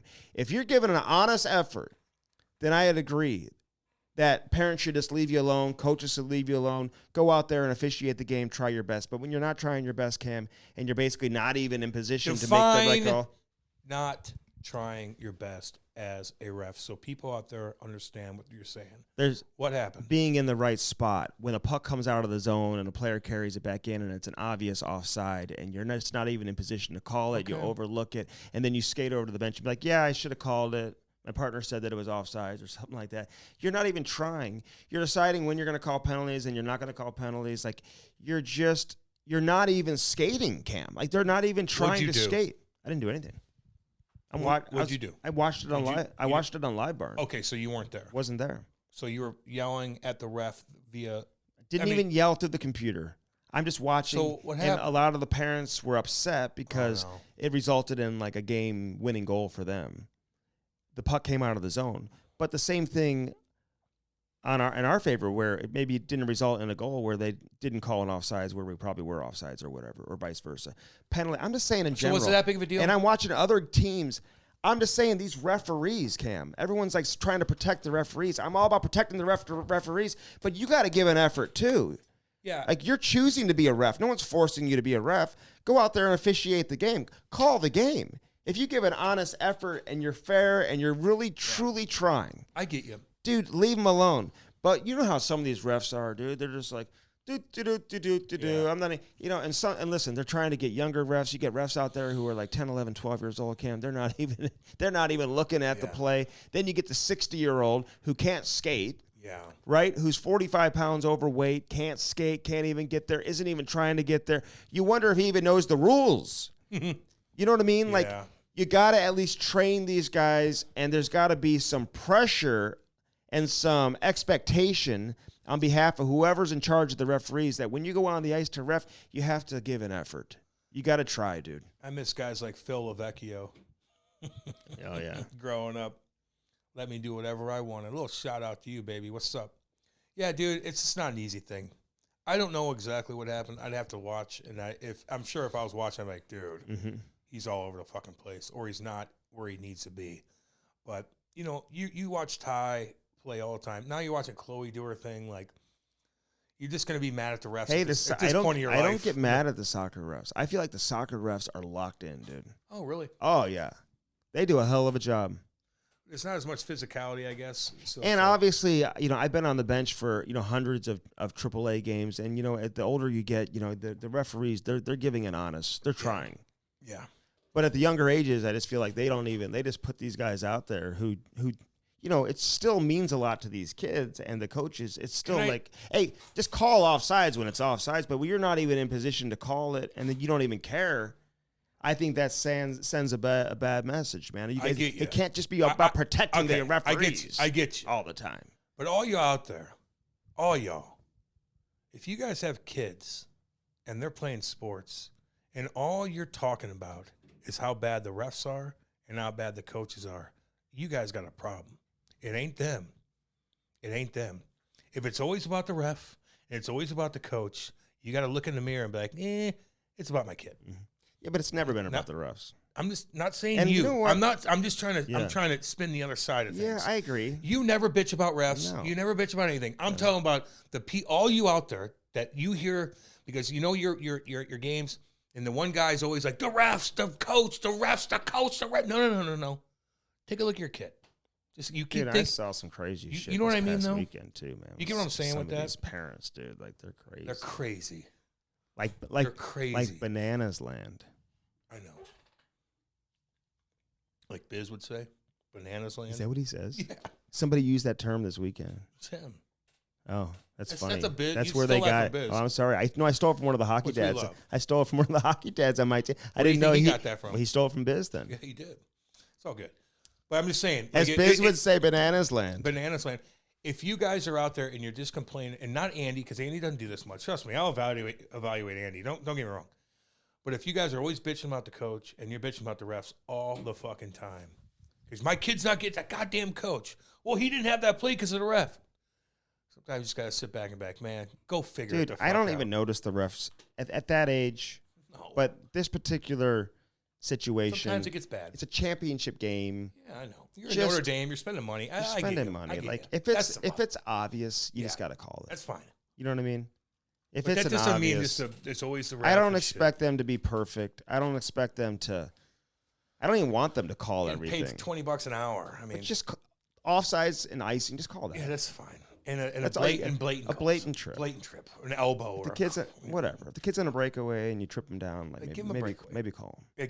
Maybe call that. If it's offsides, that's fair. Brody, can I get beer from? And if it's ice, you gotta call the basic calls. You know, that's fine. That's fair. Yeah, 100%. But just don't bitch all the time about the coach and the ref. It's just a common theme. I don't bitch about the coach or the. I honestly, and I will be when I'm watching on live. I didn't even know it was offsides because I can't see that close on my phone. Yeah. But everybody was yelling and screaming, and then I went back and I thought they were talking about like a trip, but then I went back and rewound it. I'm like, oh god, yeah. Yeah, it's all good. So, and you know what? Ty needs to learn that there's going to be bad games when it comes to that, and he needs to keep his mouth shut too. He doesn't say a fucking word. I'm just asking. Yeah, to the referee. None of our guys. Oh, is that like a weird thing? I'm sorry, dude. If we had kids 7 years old yelling at the refs, that's a problem. We would it take care of that, but it better not happen immediately. Yeah. Just asking. Yeah, they wouldn't do that. Just asking. Unacceptable. The coach wants to talk, but the kid's fucking chirping the ref. Mm-hmm. Calm down and get to the bench. I'll deal with it. That's all. No big deal. You know. But a great weekend, man. Fall is out. All the leaves are changing colors. All the leaves are brown. Carl Hagelin's on this edition of the Cale Strick podcast. And great career, dude. Damn good. He's one of those guys, man, who kind of like under the radar. You watch his highlights and you're like, wow, how come this guy didn't score like 20 plus I goals know. I was wondering that too. a year? Yeah. But, you know, if you're not on the power play and, you know, that's where you get your points in your production, dude. You got to be on the power play to truly put up impressive. Yeah, but you got to earn to be on the power play too. No, I get it. Like but if you're good enough to be on the power play, they're going to probably put you up there. But what he did was like he earned a spot on a roster with contending teams all the time because of like his like responsible play. Yeah, and he was great in the playoffs and Yeah. he'd show up big. Yeah, I want a guy that gets back. Yeah, yeah. I don't care if you're on the power play. No. I want you to block that shot and get the puck out of the zone at that important time. And kill a penalty. I'll take Carl Hagelin on my team any fucking day, dude. You kidding? Great speed. Skate hard on pucks. Like, he's not going to hit anybody, but he doesn't need to because he's in your way because he's fast enough to get there and he's responsible enough to be there. Mm-hmm. And he'll score big-time goals in big-time situations. He will. And he's out there at the end of the game, too. Yeah. I like him, man. I like his style. He was cool enough to come on. He's up in Sweden doing this shit. Yeah. You know? His career ended suddenly, Cam. Yeah. Eye injury in practice, dude. That's what happened to my buddy Colin White. All these little small area games they do, if I'm understanding what he was describing, how they kind of brought the nets in tight and you're playing like 2-on-2 or whatever. Recipe for disaster. It's a recipe for an injury. That's how guys get hurt. I just wouldn't. I see NHL teams do this. I remember one time, like Andy Murray was doing something like that, and like players were like yelling. It was during training camp.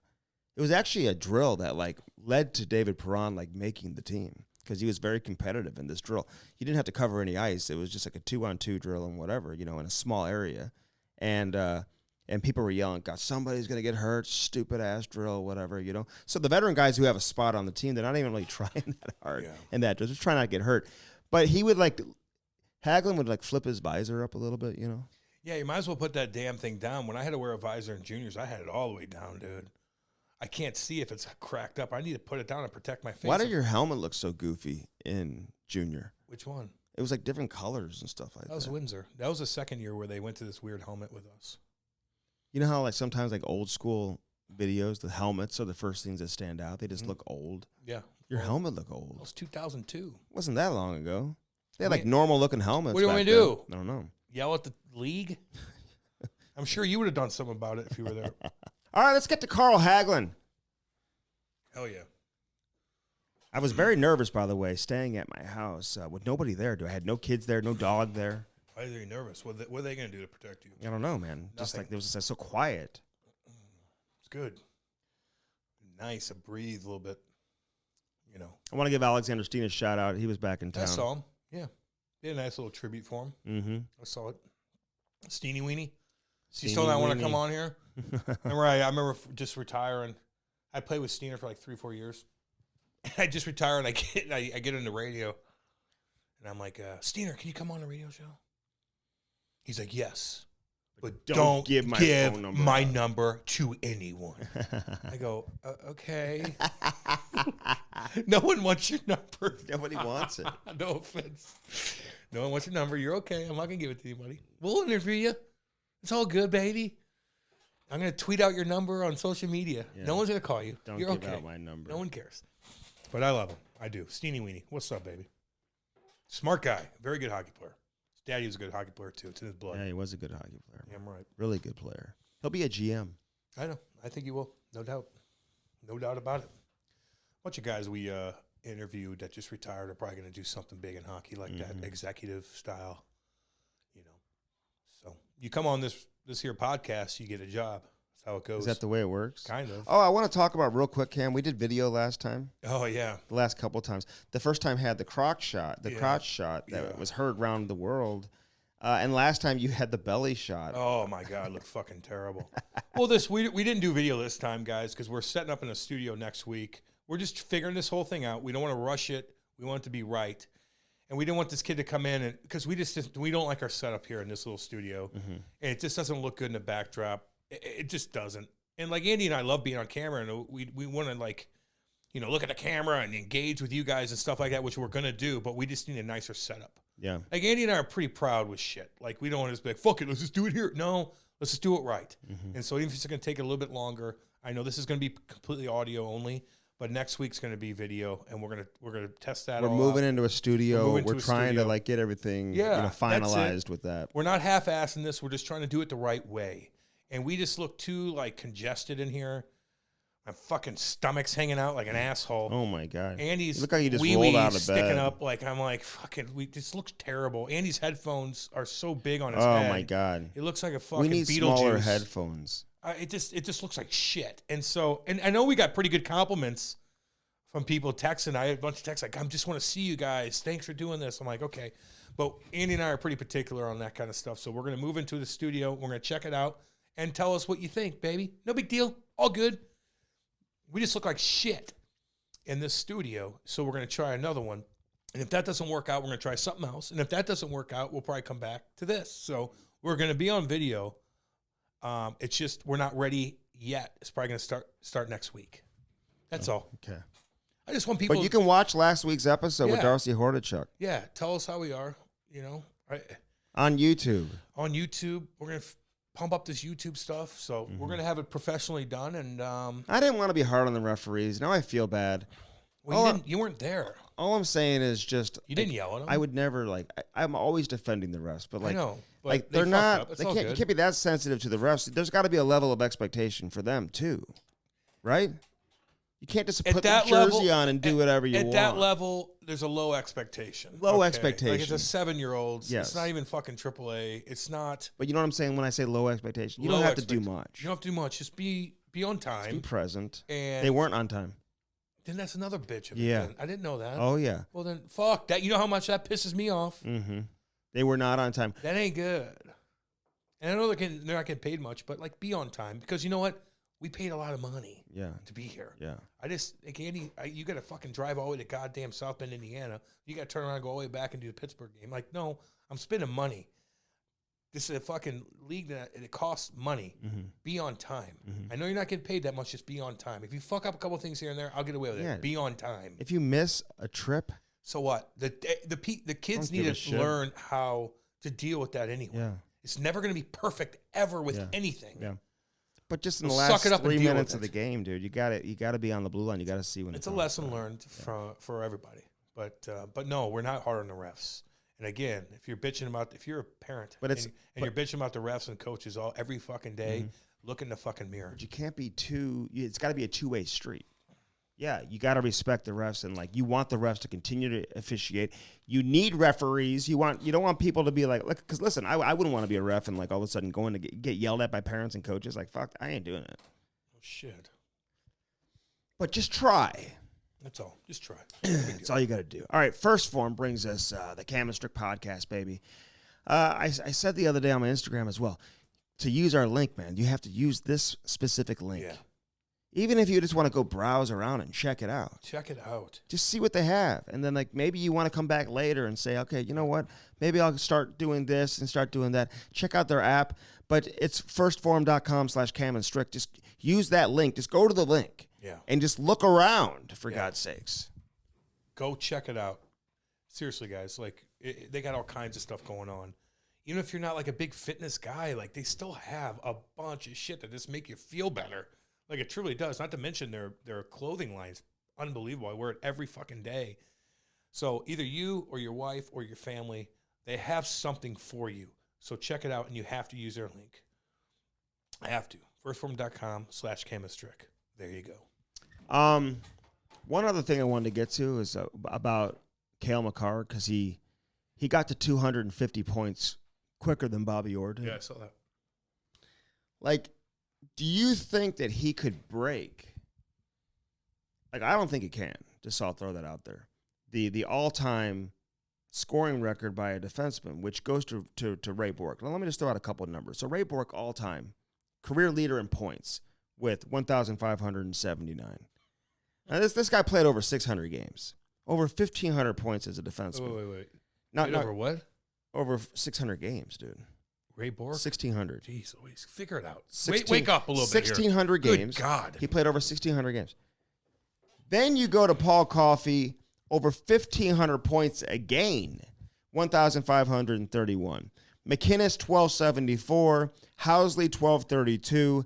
Larry Murphy, 1217. Lidstrom, 1142. Potvin, Leach, over 1,000 points. He's going to pass Leach. He'll get to 1,000 points. Yeah. 1,028. He'll pass Potvin, 1,052. This guy right now, Cale Makar, he's over a point per game in the regular season, over a point per game in the playoffs. As a defenseman, he will go down as one of the greatest defensemen to ever play. He looks different than everybody else. He's better than everybody else. There really isn't anybody that really compares to him. You said you watched Colorado the other day. I mean, you can watch Hagelin. You can watch the kid up there in Buffalo. You can watch, Adam Fox, and these guys are all great at what they do.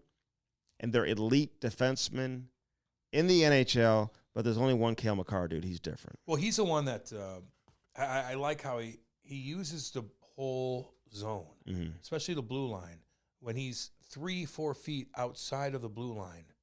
With the skates. With the puck still in the zone. And he's just doing his thing to give him a little bit more room. And he's doing this. He's stopping, he's starting, he's moving back and forth. He's breaking your fucking ankles like Datsuk used to do. Like, he's a freak in a good way. He's a good kid. He's quiet, and he just has the puck the whole night. And he gives it to McKinnon, and those guys are like, Jesus Christ. They are hard to beat. I like that kid a lot, man. I like how he uses the zone. I like just the way he goes back and forth. It's hard to protect. It's hard to follow him around, and he'll make you look foolish. So, yeah, I think he'll be considered. He's not going to get Ray Bourque points. I think he'll be considered a top 5 defenseman when it's all said and done. Now, listen, legendary status is typically defined by hardware, So, like, how many Norris trophies does he get? How many does he win a Hart? How many Stanley Cups does he win? Right, 2 or 3 more. Like that's the thing about Colorado this year. See, it's so hard to repeat. Like, you win, those guys are so driven that then all of a sudden the next year it's harder to come back with the same level of intensity. Things don't always go your way. And then it's typically the year after that. It's like Chicago won every other year for 3 years, or for 6 years, right? They won every other year. Same thing with the LA teams, right? The Kings. Pittsburgh, too. Yeah. Pittsburgh won back-to-backs. I know, but they were in the mix every year for 5-6 years. But I was saying that's a whole different level. You win back-to-backs. That's like even like more impressive. But Colorado, after not having it last year, now they've come back and they've got that focus back, dude. So as great as Vegas is, that would be one hell of a conference final, man. If we could see that.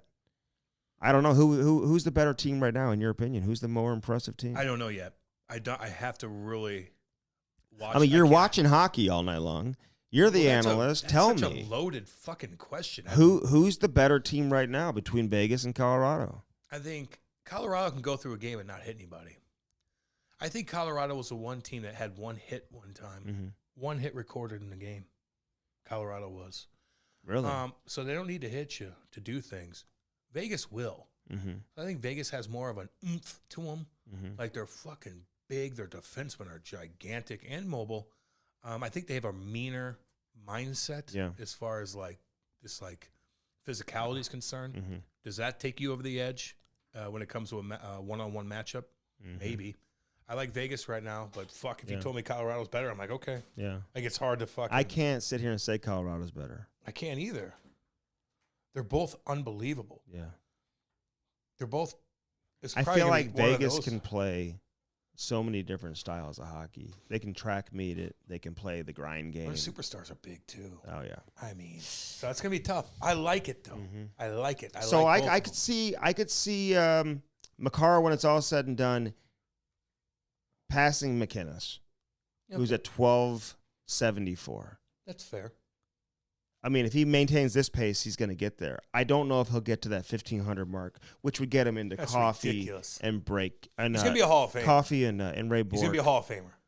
Oh, yeah. Coffee and Bourque territory. I don't know if he'll get there. 1,500, dude, for a defenseman. He's good, man. I like him a lot. I do. Like Ratnan, I like all of them. I don't know if Makar is going to maintain a point-per-game pace his entire career either. Probably not, Andy. Not too many defensemen do. And even Ray Bourque didn't get a point per game. I know.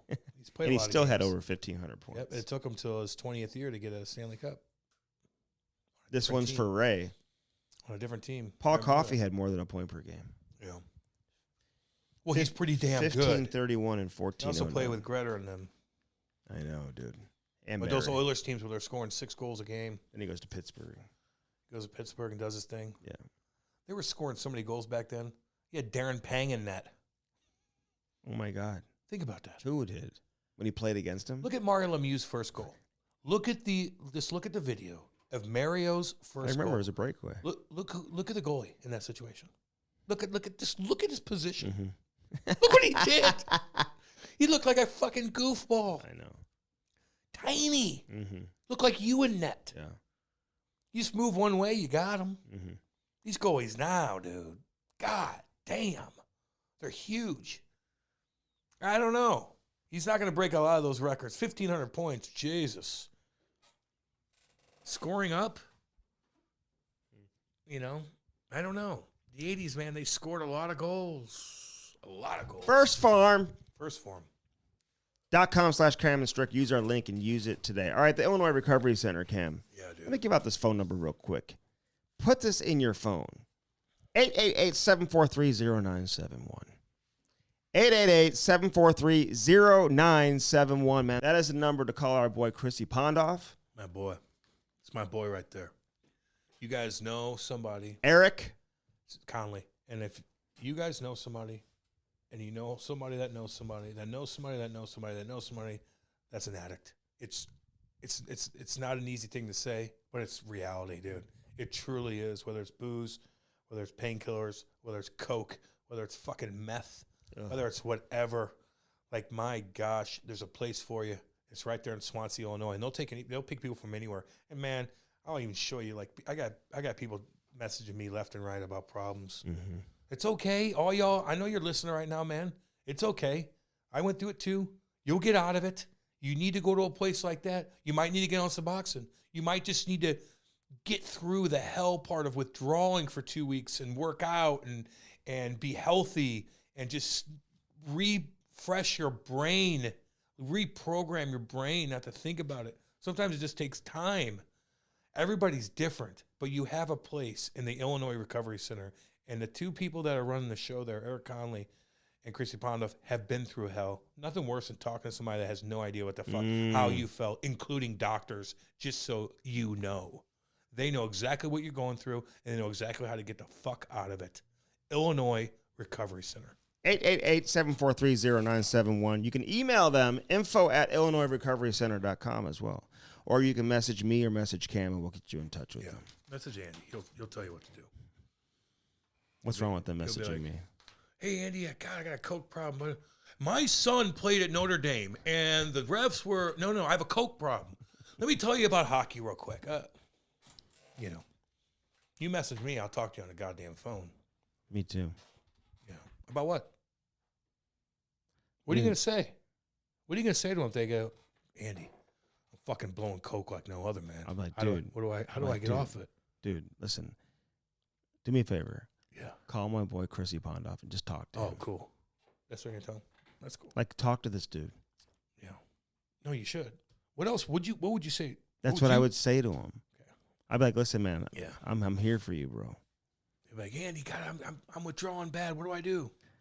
Call Chrissy. Okay, but what do I do right now? Like, any advice? Yeah, call Chrissy. Just take it. Hold great on. advice. No. It is great advice, but no, we already know to do that. Hold on. Is there anything else? Drink some water. Drink some water. Okay. Drink some water. I mean, come on. Take a deep breath. Take a deep breath. Take a deep breath. All right, let's I'm talk. jacked up on coke. All right, where'd you go? Where'd you go? What'd you do? What'd you do? How much you do? Yeah, how much did you do? All right, listen, it's all good, bro. I get it. You're going to be fine, man. You're going to be fine. But what about this? You're going to be fine. But, Andy, what about this feeling? I'm glad you called me. Andy, what about this feeling? I'm sweating. I'm pissing out of my ass. How do I get through this? What do I do? Or, Andy, I'm so constipated because I'm telling you, what should I do, Andy? Just let it pass, dude. It'll pass. Let it pass. It'll pass. It'll. Hey, that's exactly to all y'all out there that know. That's exactly my point right there. So when you go to your buddies and they don't get it, and they'll just be like, just suck it up, man. No, sometimes you can't. Sometimes you suck it up and let it pass. You have a fucking seizure and die. Okay, well, I'm not trying to have that happen. Then why are you telling people to text you?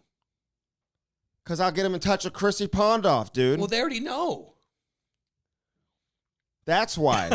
message me, and I'll get you in touch with Chrissy or Eric Conley. They know what to do. 888-743-0971. Hey, they're going to be messaging me. You know what? Because they need help, and they should feel comfortable coming to me. That's all I'm saying, dude. If you need help and you know it. You're the same guy that would drive me nuts if I was fucking digging into it. I remember going to my buddies like, you shouldn't say that. It's not you. Who cares? It's you. Chrissy, just get in touch with Illinois Recovery Center.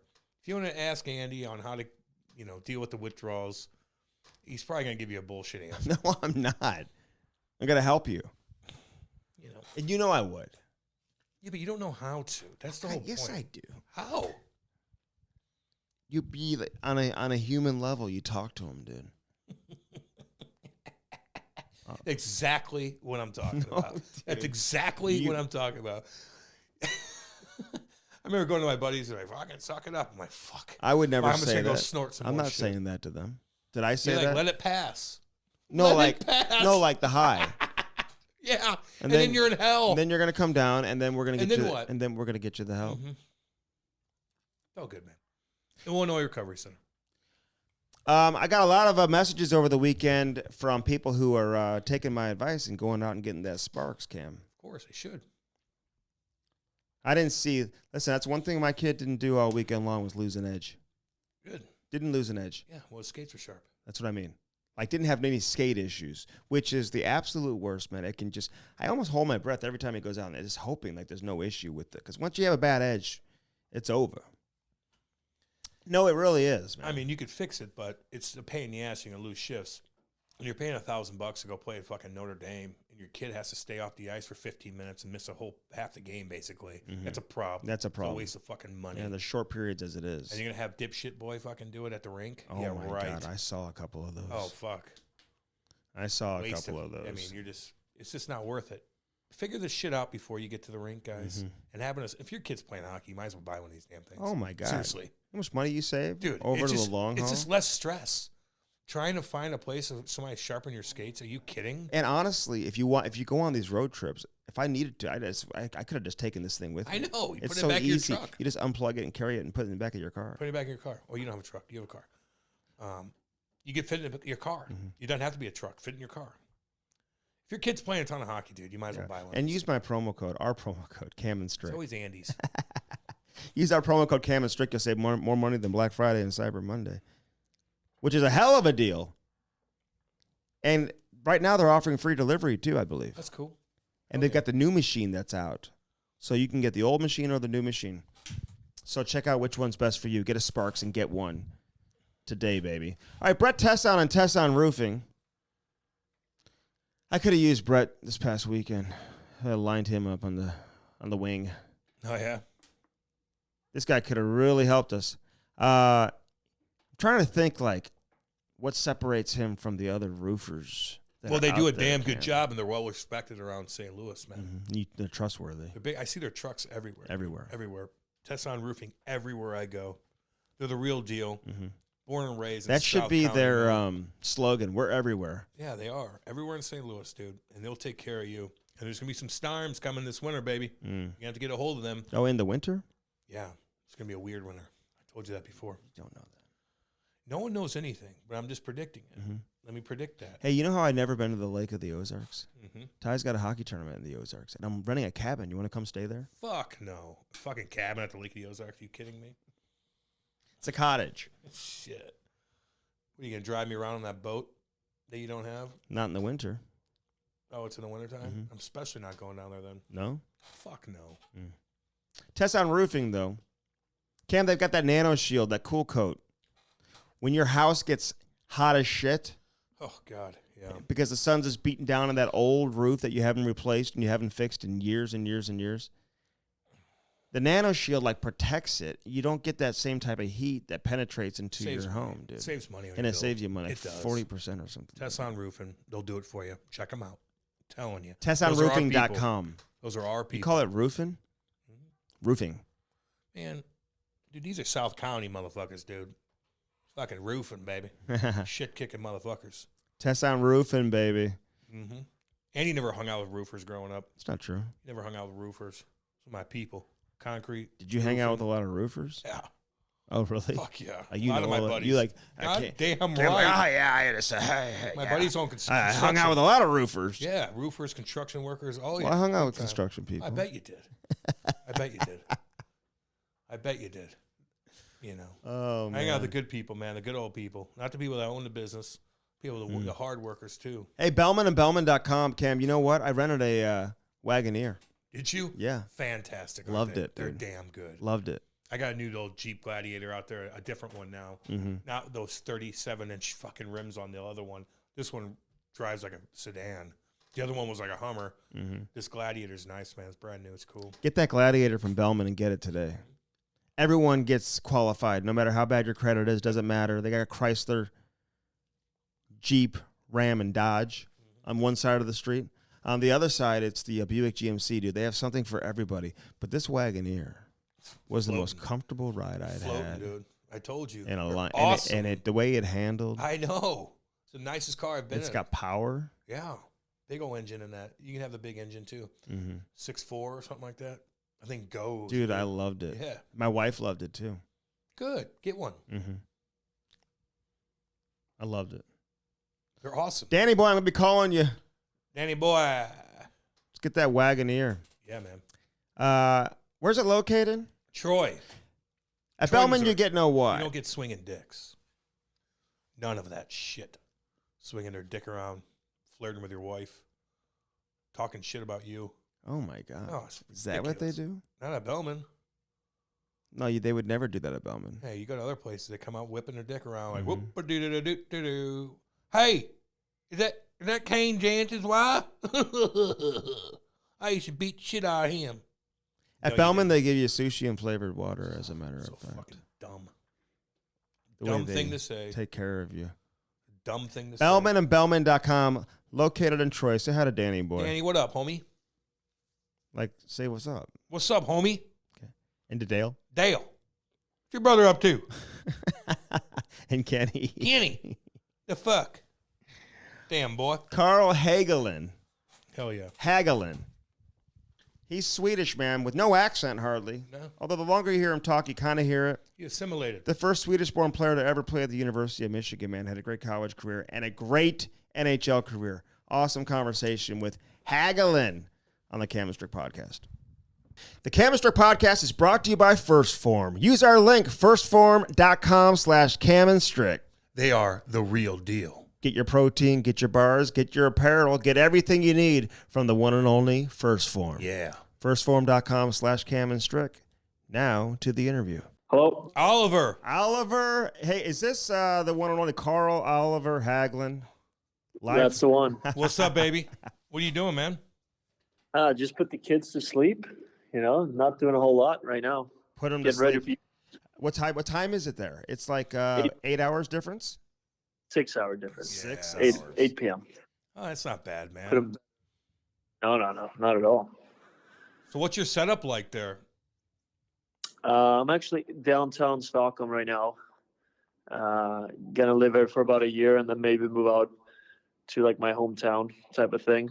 But right now in the city, it's nice to, spend some time here. That's not in the summer, you know? Yeah, no, I got you. So how you doing, man? Everything good? Like, are you always in Sweden? Do you come back and forth? I mean, like, how often do you get back to North America, and do you miss it? I mean, obviously, I miss North America. I've lived there since I was there from 19 to 35. So I'm definitely gonna miss the U.S. But I'm hoping that, I'll try to get back to the U.S. twice a year, maybe, or something like that, 3 times a year. Obviously, my kids were born there, and but at the same time, I'm excited to see what Sweden has to offer. I haven't been in Sweden during Christmas time or winter time since I was 2022. I think that was the last time Christmas during my senior year in college. So it is exciting to be back home as well. Just kind of see what this lifestyle is all about. Well, like, okay, explain like the Christmas time in Sweden. Like, is your hometown like rolling mountains and, beauty everywhere, elk cruising around, Nice people. people. Everybody's nice. Everybody's nice. No crime.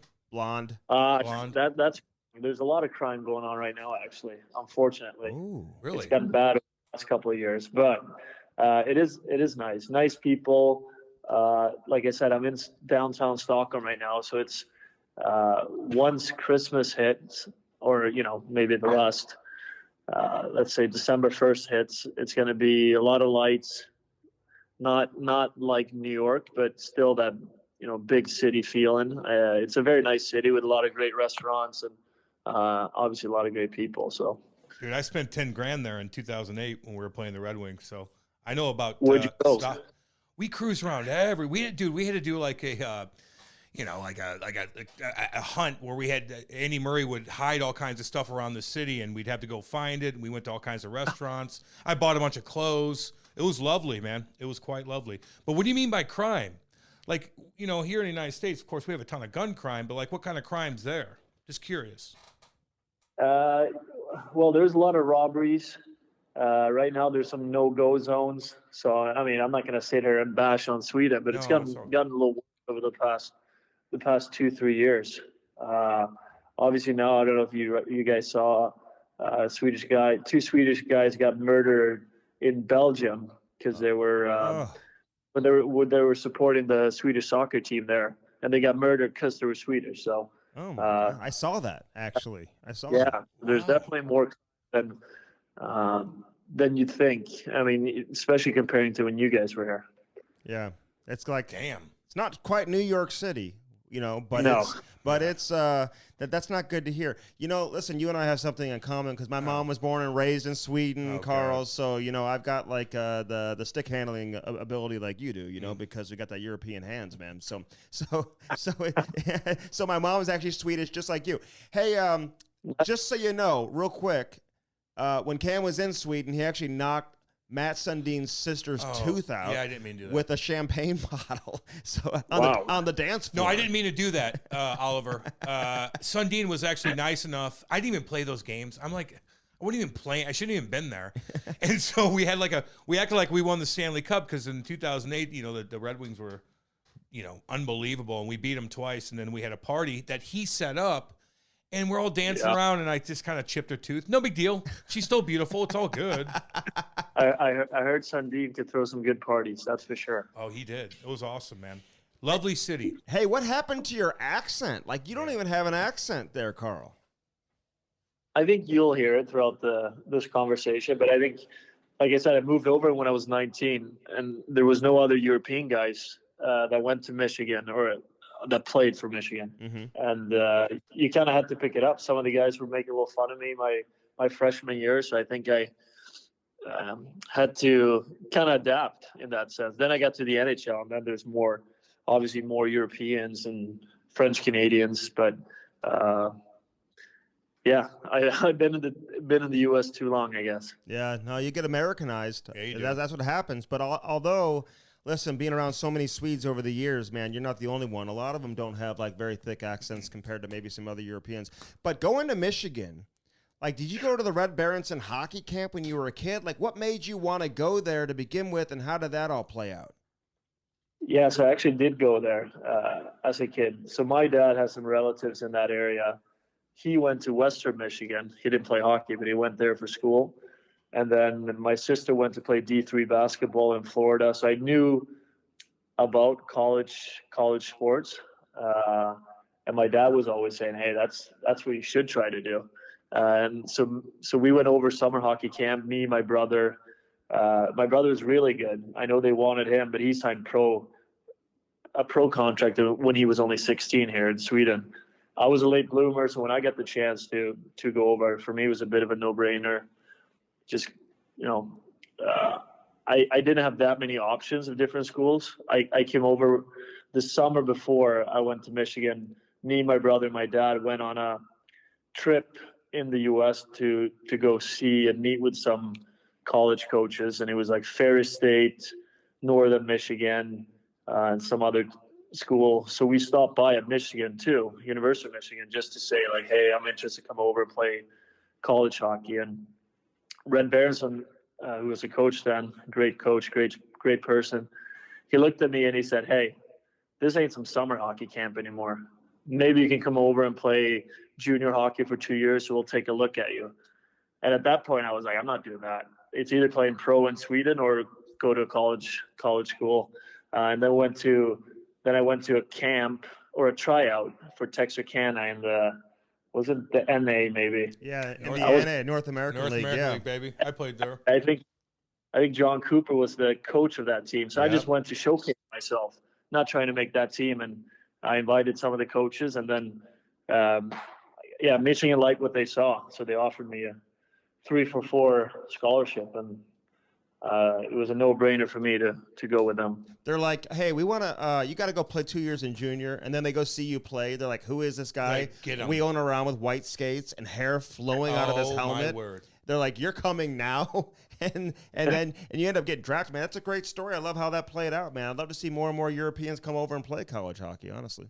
Yeah, so do I. I mean, it's a great opportunity. I mean, for me, I wasn't, like you said, when I came over that summer, it wasn't like I didn't get drafted that summer, my first year of eligibility. And so in my head, it was like, okay, let's go over, get a good degree, and then kind of see what happens. I knew there's a lot of good players on the team and a lot of good freshmen coming in. So either way, I get a good education, but also I get to play with some really good players and kind of see where I'm at compared to some of these high-end draft picks. So when you came over here and you saw, a big-time college and like American college sports as a whole, were you like, God damn? Do you ever go to like football games? You're like, oh my God, 107,000 people.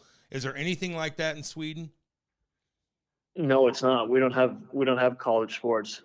A lot of guys, if you're really good, you sign pro very early, whether that's soccer or hockey, and then you play for the pro team. So for me to come over and see that was unreal. 6,000 people at Yost every night. We played probably between 6 and 8 games a year at NHL rinks, whether that was a lot of games at Joe Louis, but also a couple of tournaments at Excel Center and some of these other nice rinks. All that gave you some confidence and made it feel real.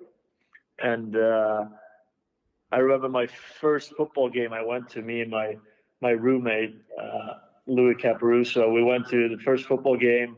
They were playing Appalachian State, which was should have been an easy win. Oh, they lost. And losing. I don't know if you guys remember this. I game. do remember. That was the first time Wow. a mid-major ever took down like a big dog powerhouse. You're at that game. Exactly. So we're sitting there. For me, I barely knew about football. Right, it was all soccer back home, and me and Louis didn't even think about it. We both wore green shirts to the game. And Appalachian State was obviously green, and green is the color you're not allowed to wear because of Michigan State. So it was not the greatest experience that first game, other than seeing 110,000 people. Going crazy. Were you like, oh my God, they are depressed? Like, I've never seen anything like this before. No, that was their life. I know. You saw the biggest game ever, by the way. They made like T-shirts and stuff like that. Remember? Like it was a big deal here. Yeah, it was. Hey, but you played with some good players there. Like, when did you start thinking, okay, like you're seeing Max Patcher already? I remember watching you play in college because Aaron Palujai was a Blues draft pick. So like I kind of like focusing on him. You had Travis Turnbull, who you were playing with, who's a St. Louis kid. Yeah. Red Berenson, strong ties to St. Louis. I interviewed him last year when he came back in town for the St. Louis Blues Hall of Fame, and he comes back like once a year. You get a chance to kind of talk to him. But when did you start thinking NHL? Like, okay, now I'm getting a taste of North American hockey, and like now I can go play at the highest level with all these other guys. Yeah, that's a good question. I think my first year, everything was so new. I just loved being, playing college hockey and living the college life. So I definitely wasn't thinking about NHL at that point. I didn't have an agent. I think my third year, that's when I started playing really well and becoming like a difference maker on a nightly basis.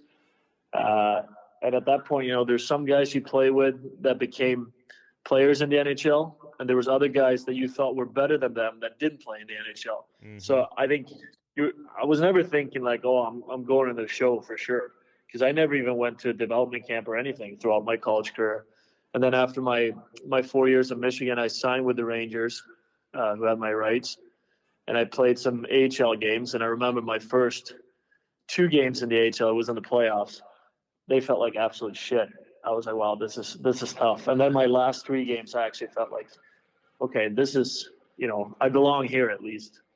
But even then, I wasn't thinking I'm for sure going to play in the NHL. And I started the year after in the AHL as well. With the Connecticut Whale? Is that where you were? In Connecticut? Yeah. Hey, man. Let's do the fist. Pom, pom, pom. Yeah. Expensive. Oh, yeah. Hey, but you walk in that Rangers dressing room, and you've just got, like, iconic players. You have NHL stars. It's Madison Square Garden. Yeah, baby. Like, were you at all intimidated? Not really. I think I was lucky because I got to spend time with the Rangers to start out. We started the season in Europe, and I was one of the last guys to get cut. So I think I kind of got to know some of the guys, and there was a couple Swedes there in Lundqvist and Strawman. So I did feel pretty confident because the time when I got called up, I was playing well too. So I think it wasn't like a culture change for me coming from Michigan, and it wasn't, language barrier or any of that. So I felt good about my game, and the guys were really nice to me, to be honest. Like you said, there was some star power there, like Hank, obviously superstar, Gabrick, superstar, and then some great character players on that team, that's for sure. Hey, listen, I saw a picture of you the other day, or like recently, not the other day, but maybe several weeks ago, of you at the U.S. Open hanging out with Lundqvist, sitting with him at Lundqvist. Oh. Like describe what it's like going out with that guy in New York City, in public. Like that's got to be pretty cool, right? You just kind of like he's the king, right? What's it like being out with him in public in NYC? Yeah, he is the king. He's obviously one of their favorite athletes, and he still is. He's involved with the Rangers and MSG and all that, and fans come up to him all the time. They really love him there. He had such a great career, and he was so good with the fans, so good with the team, and obviously had a lot of success. He was an unbelievable goalie, and he deserves his Hall of Fame status that's coming now. And it's fun. Everyone knows who he is. That's for sure. Did when you went to like a restaurant with him, did any like women come up to him and say, "You're the most beautiful man I've ever seen"? That happened. I've seen that with Sheldon Surrey and a couple other guys. I was just wondering with Hank because that must be a confidence booster. I never heard it. They probably thought about it, but no one really came up to the table and said that. That'd be pretty ballsy. At least we got a real answer from you on I'm that just one. asking. I know. Yeah. I know. Hey, were you on the team that went to the Cup final in New York? Yes. Yeah, I thought so, man. I just want to double check because I know you won a couple cups and you're like in the playoffs like every year of your career, basically. Yeah, I know. Playing more playoff games than anybody in the history of the 2010s. God. That entire decade. Did you even know that? You had more playoff games than any other player in an entire decade, Carl. Yeah, I remember someone told me that in my first playoffs with the Caps, someone on the team told me that they saw that stat. But yeah, I mean, I got lucky to get in, become a part of the Rangers. That had such a good team. So my 4 years with the Rangers, we made the conference finals 3 out of those 4 years. And then I went to Pittsburgh, and then we won twice there. So just those 6 playoffs had a lot of games involved. And at that point, you think that's the norm. You think every year you're going to make the playoffs, and every year you're going to go deep because it just felt like you're going to win every game. And all the teams I played for were so good in game 7s. And that's what it came down to. God, you did play on some good teams, man. Like nonstop in the playoffs. You're playing extra games. You're playing more than anybody. Like, I don't know. And you're in the mix all the time. I don't know how your body held up on all that, man. A lot of games you played. Exactly. It held up for a while, and then it kind of crashed there at the end. But yeah, it was one of those things you love doing it. And I mean, one playoff game kind of felt like 4 or 5 regular season games, to be honest. Did people recognize you like you your first couple years in New York? You scored some big time goals in MSG.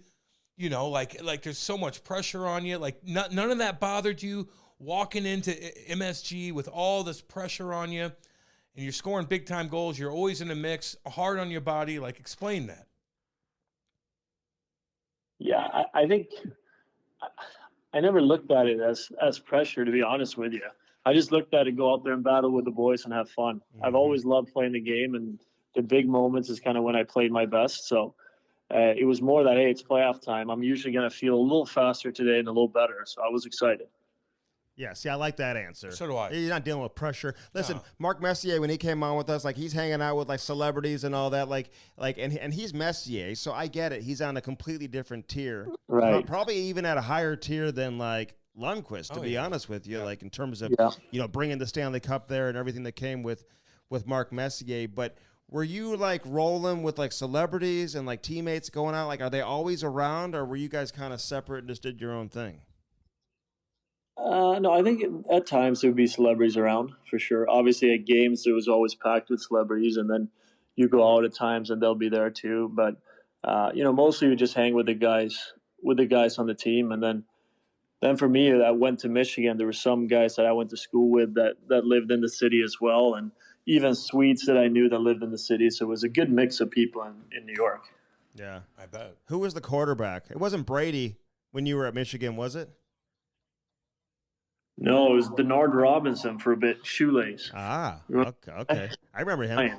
Yeah. No, he was a good. He could run it or throw it, man. Brady wouldn't have lost to Appalachian State. No, Brady was gone by the time I got there. Hey, how was Torts when you first got there? I remember one time somebody asking like why you're not on the power play, and he said something like, "Well, he stinks on the power play." I mean, just gave like a straight answer, like immediately. Did that bother you when he said that? Did you ever like talk to him about it? And was he, overall, was he good to you? Yeah, so overall, I loved Torts. He was the coach. I mean, if you look back, those 2 years with him were the 2 years where I was the most productive offensively, to be honest. Probably the most ice time I've had. So I loved playing for him. He was fair. He was on the top guys a lot. He demanded a lot by them. He played them a lot. And I think he liked the way I play. I'm not saying I was a top guy. I'm just saying he was on them a lot. But for me, he was perfect. Every game we had great structure. You could just see how teams hated playing against us. If we scored a goal early, they knew it was kind of over. We would just kind of play within the system and having Hank back there. And I think what Torch did was great. And you can see, like, even when he took over Columbus, he started doing great things there. Obviously, Philly, they don't have a great team, but I think they won a lot more games than they should have last year because of their structure and, playing for each other and for the coach. So, but yeah, I mean, with Torts, I remember when he said that about, putting me on the power play. He's never put me on the power play, so he didn't know what I was like on the power play. So we had a chat after that. That was in the playoffs against Boston. And, he just said he's sorry. I said, it's okay. I haven't even played on probably. He said, I know. I just kind of want to deflect some of the comments. I think there was someone else on the team was getting some shit because they weren't producing. So, I'm looking back at my career, and he played a big part in that, in what I was able to become. And I love playing for him. That's for sure. Well, of course he loved you because you're responsible defensively. Yeah. You can skate. He can trust you at the end of games to close out games. I mean, listen, coaches love those type of guys, But I've always wondering, man. And I'm curious to get your honest opinion here, Carl, because the way you do skate and you look at the goals that you scored throughout your career, like you look like a natural offensive player, and you look like a guy that would just like put up 25, 30 goals every year because you scored some beautiful goals and you use your speed to your advantage. Why do you think you didn't score more? Was it about how coaches used you, or was it like something else? Like, give us your answer. Yeah, and I wouldn't blame it on the coaches. Obviously, if I played power play every year, I would score more goals. But I'm not saying I deserve to play power play more. I think, I was always responsible defensively, but I knew how to create chances offensively. I wouldn't say I was a pure goal scorer because I never had a good shot or any of that. But I think I created enough to score. I think my first 5 years, I would score between 15 and 18 goals every year without playing on the power play. But I think, as my career went on, maybe I didn't create as much, and then it was hard for me to score because I didn't have that natural scoring instinct, or I didn't have great hands around the net or any of that stuff. But I think early on, I was skating myself into good looks, and I was able to use my cutbacks behind the net, and always been an okay passer. But yeah, I mean, every player is different. You gotta find your role and what works for you. Obviously, I wish I could have scored 25 goals every year, but that just wasn't my game in the NHL. Man, I wish I could have too, man. But like honestly, like we'd be a lot more wealthy. But the point is, you were able to skate and you were aggressive, and somebody always wants you when you're responsible and you're able to skate, man. Right. Yeah, that's why all the coaches like you, dude. I was listening to all your interviews, man. They all pump your tires up. You did have a brawl at MSG, like right. What like build that up? What happened with that? I kind of remember something happened the game before, and you guys came out, but you were starting that game. I went through the same process in MSG too. It's actually hilarious. But like, did you know that was going down? Explain it. No, first of all, I remember my first year is when you and Rupper and Prusty fought every game. I remember coming from college, no fights. I didn't play juniors. I didn't really see any fights. And then all of a sudden, our team led the league in majors. And every time we played you guys, you would start the game by just dropping them, which is such a cool experience for me. And then, when we played the Ranger, I'll never forget, before the game, everyone was saying, like, stay out of the shit. No one fights to start the game. And I'm like, all right, like, I'm not. I saw it was like, yeah, Blackwell was out there, so I wasn't thinking he was going to drop him, right? And everyone was like, okay, we're not fighting. And then Blackwell says, hey, we got to go. I'm like, what? Hey, we got to go. And then the puck drops. And then I see Dowder drop him right away. I'm like, all right, we got to go here for a little bit. So it was, it was during the year when there was no fans in the stand. So that was like the most exciting thing that happened all year, that game. Because it's so boring playing with no fans. I know the camera went right to David Quinn. He's got a mask. Got a mask on. God, it's so depressing. Yeah, it's so depressing. You don't even get to see his face. I hated watching playing in front of no fans though. God Almighty, though, Hags, like fuck. Yeah. Were you like, okay, guys, let's go out there and do our thing? I mean, how bizarre was that? Yeah, I thought it was so boring. Like I always thrived off playing in front of the fans and hearing the crowd and like doing something good and kind of get energy from that. Even if you had a shitty start, you'll find a way to get in the game. But I felt like during that season, if you had a shitty start, it was hard to get back in. Oh yeah.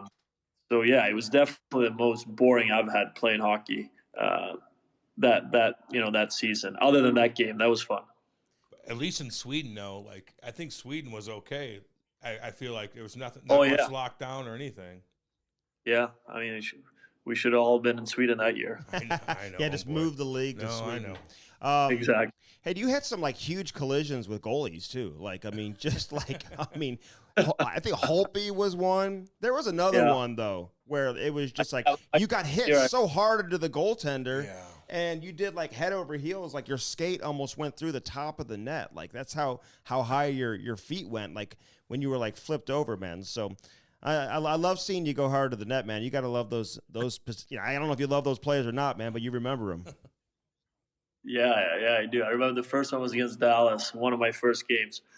It was kind of the puck was kind of in between me and the goalie. He came out and charged at me, and he kind of jumped into me, and I was trying to move out of the way, and then I got 2 minutes. They tried to fight me, but the ref pulled me out, pulled me right into the box, and Torch was snapping at the ref because he thought it wasn't a penalty. So it was always nice to have him, backing you up. Hey, your suspension you took in the playoffs, the elbow on Daniel Alfredsson, was that your rookie year? If it wasn't, like you were young, man. It was like one of your first couple years in the league. So, and you had never been suspended or anything like that. Were you like, oh my God, like what is happening? Now you're like, you can't play in the playoffs for the next 3 games. Did you know right away you fucked up or no? Yeah, I mean, it's hard to say. I knew it was my second game in the playoffs ever. And I came in, I was flying that game, and then Alfredsson got the puck in the corner. I was going to go finish my check. And he kind of flipped the puck, and his stick came in front of my face, and I kind of lifted my arm up, and I just finished my hit and got him right in the head. And this was during a time when he had a bunch of concussions too. So after the game, he obviously felt shitty. Yeah, I've been there too. Don't worry about it. You almost killed Sid in the neutral zone too, by the way. Like, I didn't even think it was that big of a hit, but you. Yeah, I was going back for a change, and he kind of turned right into me. He was a heated game, I was just happy he was fine, Yeah, but what happened with that? So you talked to him. Did you think it was that big of a collision though? Because it didn't look like it when you're watching it on TV. No, back then I would never watch anything after, but I haven't watched that, to be honest. I remember I didn't get a penalty on it either. So you don't so after a game, no matter what you did, like if there's highlights going on, you're in Montreal, you're not watching highlights. Yeah, I watched some highlights, but I don't remember seeing that collision after. Hey, you also got our boy Braden Shen in the nuts too, Carl. Yeah, with your stick. That popped up once on YouTube. Hagelin getting Shen in the nuts. Hey, that was an accident though, right? Yeah, I mean, I used to stick a lot early on in my career when you're allowed to slash and stuff. I would do a lot of stick work. I wasn't going for his nuts, but I've seen that video. It doesn't look great. No. Hey, but those cup teams, man. I mean, you win back-to-back Stanley Cups, and especially the way the 2017 Cup final ended with you scoring the clinching goal with the empty netter, man. That had to be just an incredible feeling to be able to score that goal in that situation with that much energy on the bench, man. That had to be. I mean, that has to go down as arguably one of your greatest memories as a player. Yeah, for sure. Just that entire game. You're in Nashville. They were playing well.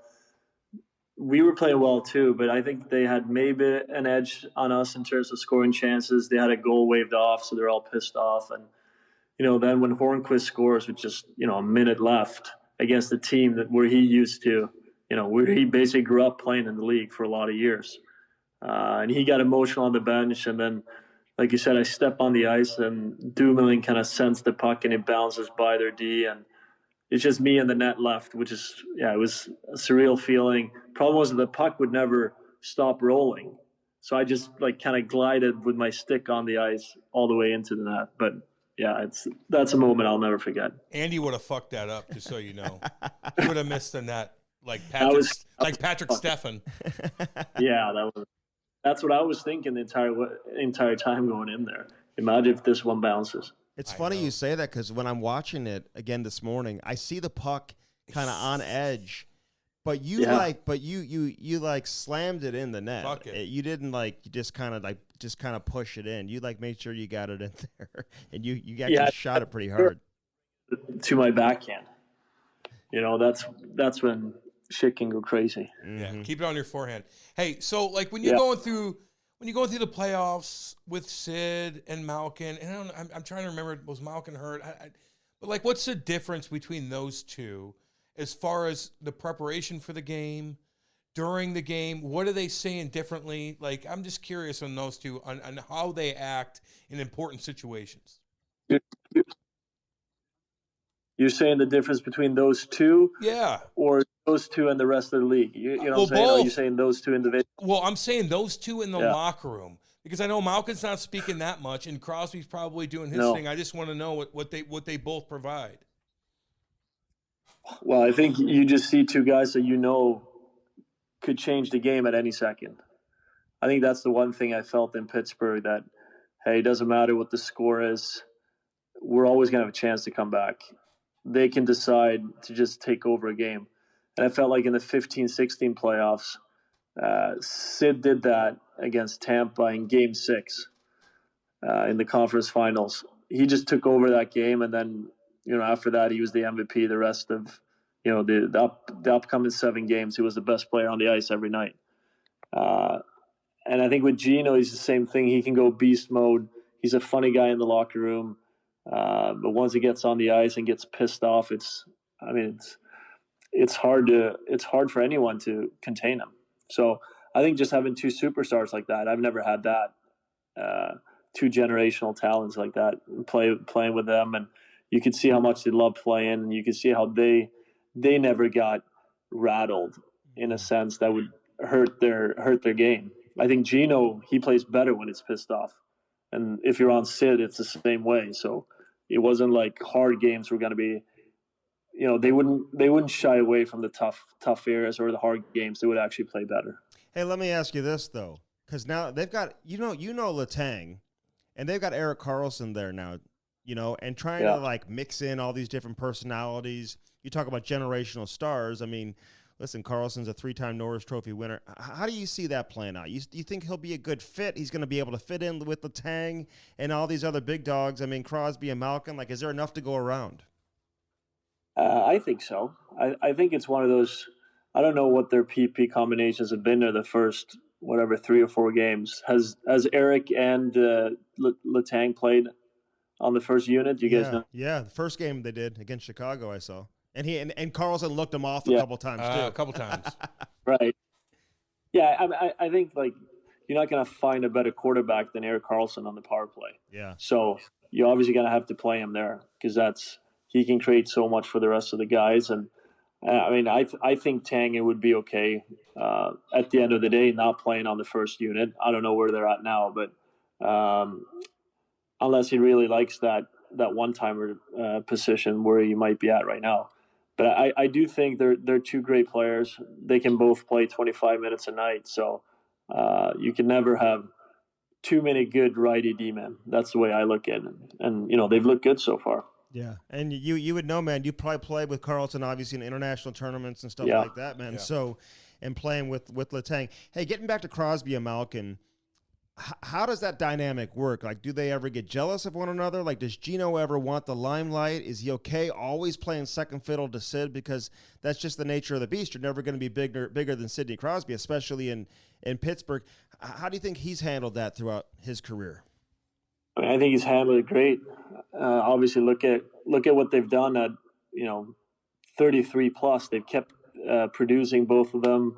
It's interesting to see. Usually, when one of them are out, the other guy steps up that much more in terms of at least point per game, which makes sense. They probably play 26 minutes a night when the other guy's out. But I mean, I think if you look at the cups they've won, Gino was a scoring leader one of those playoffs. So I think Gino knows what he is, and I think Sid knows what Gino is as well. I think they're both just 1A and 1B in terms of playing center for the Penguins. But obviously, it's hard for Gino to get more spotlight than Sid. But I think he's okay with that. Yeah, I don't think he really cares that much. Did he call you like Oliver, or did he call you like 62? Do you know your first name? Yeah, well, he did. But my second game, I had my first point with the Penguins, and I gave him the puck in the neutral zone. He kind of did his thing and put it in, and then he went up to me and he said, "Great pass, Sweden. Great pass." Oh, there you go. That's all you need. Sweden. That's all you need. Can we call you Sweden? You're recognized. Yeah, you can. Hey, you can. But yeah. But he knew right away my name was Hagi. It was just kind of funny that he. Oh yeah. No, that's I love hearing that type of stuff. Hey, why? How come you don't like the West Coast, man? I mean, you go to Anaheim, it didn't seem to work out there. You get to Pittsburgh right away, and you just take off. You played in L.A. for a little bit of time, obviously too. You were traded there, so that's a little bit different. But you played for 3 teams in 1 year. Actually, you were traded twice, so you can talk about that also. But specifically Anaheim, why do you think maybe it wasn't the best fit for you? I think, first of all, people that know me, they know that I love the sun. But like you said, if you look at my track record for playing on the beach, it doesn't look great. What I've achieved as a hockey player out there. But I think with Anaheim, it was one of those things. I played 4 years in New York, felt very comfortable. Then I got to Anaheim, had a little injury early on in camp, so I missed a lot of practice. And then you think things are going to happen pretty easy, but it wasn't. It took time for me, and it wasn't until I bought a house and moved in around December 1st. I started feeling better in December, started playing better, and then I got traded. 43 games in or whatever, or 38 games in or something like that, 43 games in.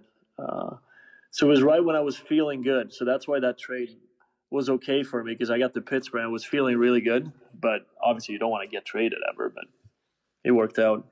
Yeah. So you bought a house, man. Did you make money on the house at least? No. I lived in it for 1 month. So they knew that this guy needs to get rid of it. It was my first big deal. So I was like, okay, I'm going to be here for 4 years. So I'll buy a house. And then I got traded. I got to Pittsburgh and I said, I'm never buying a house again. And I looked at some of the rentals and they're all shit. So I bought another house there. Of course you did. Yeah, I know. Of course you did. But how were those guys with you, like Getzlaf and Perry and, you know, all those guys in Anaheim? Did you enjoy that aspect of it, playing with those guys and kind of appreciating what they bring to the table?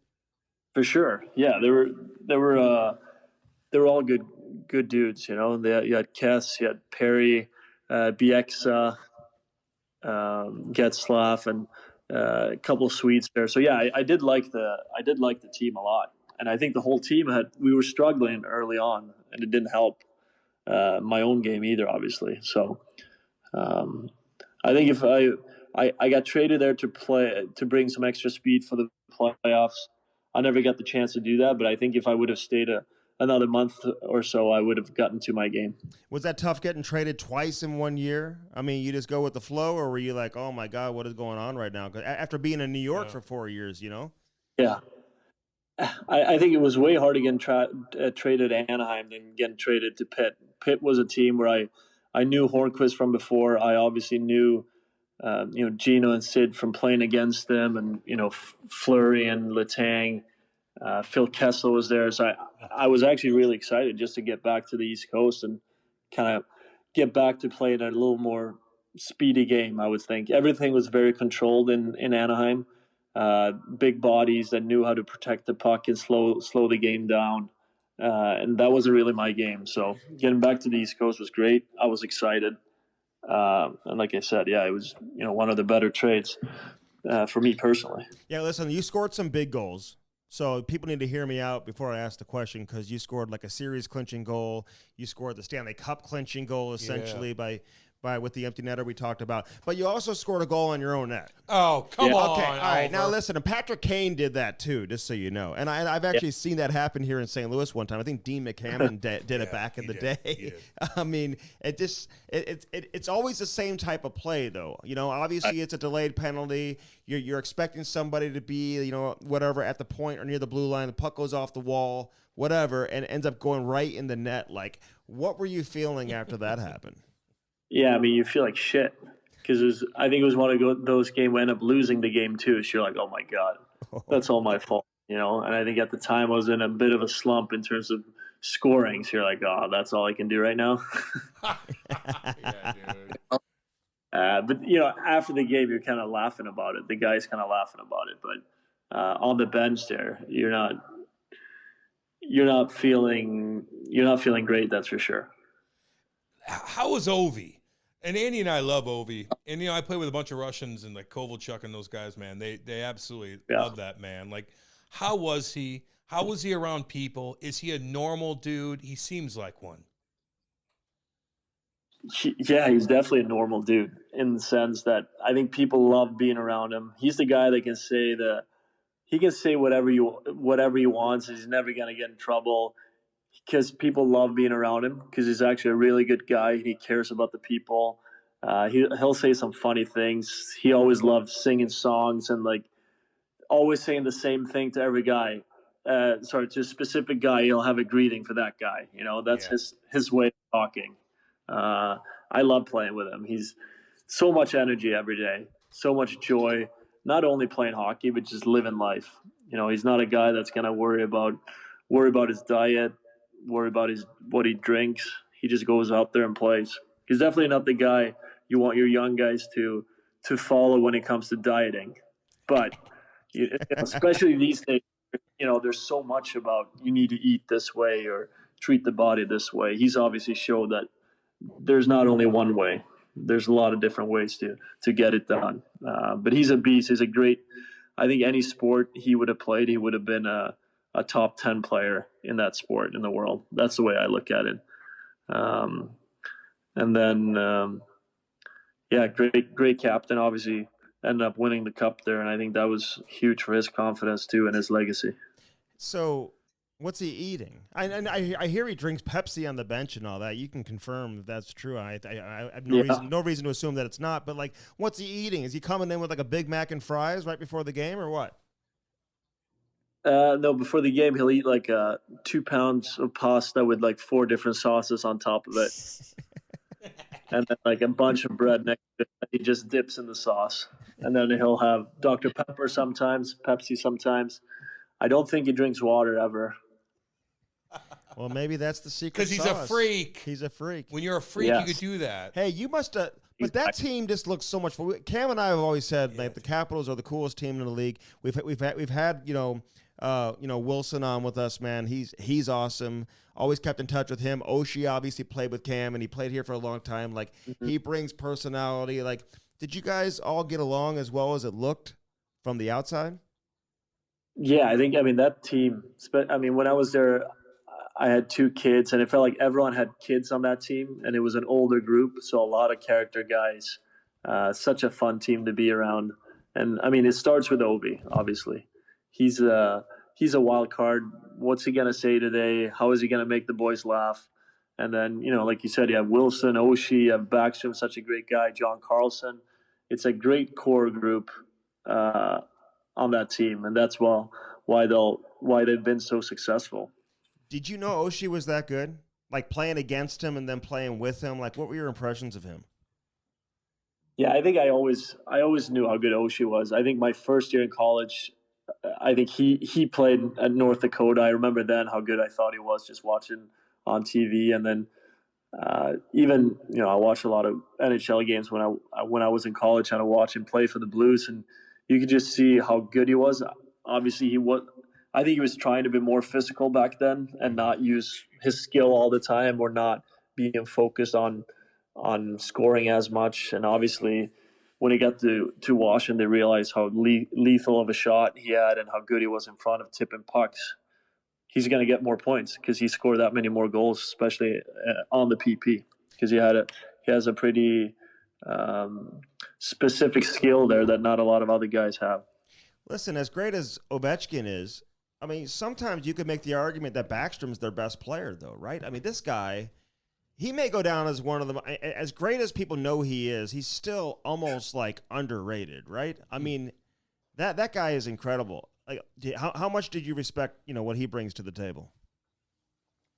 Yeah, he's a guy I've always respected. Even growing up, I watched him play World Juniors. He came into the league and he tore it up right away.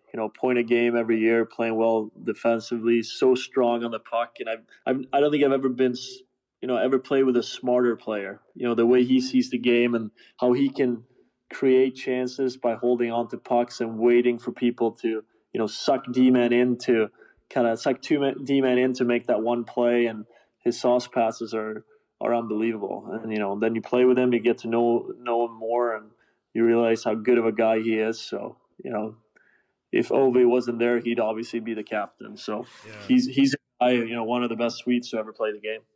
Hey, let me ask you, man. I mean, you've had a hell of a career. You've battled. You get back, you block shots, you do your thing. Like, how are your injuries now? You've had the eye injury. You've had some nasty ones at the end of your career.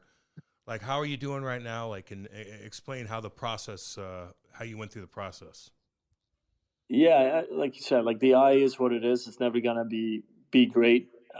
So I need to take eye drops twice a day to lower the pressure in the eye so it doesn't get worse. I've had 2 hip surgeries. I've had shoulder surgery, some knee problems and ankle problems. But I think right now it feels pretty good. I'm obviously not playing hockey at a high level, but or not even at all. I haven't skated and since I retired. But there's certain things that you need to do a little rehab on still. There's still a little hip stuff that needs to be done. There's still a little shoulder stuff now. It's 10 years ago since I had the surgery. So I need to stay on top of things. That's for sure. If I sit still too long, I don't love that. I'm a guy that needs to be active. So I don't mind going to the gym in the morning and kind of, get a workout in.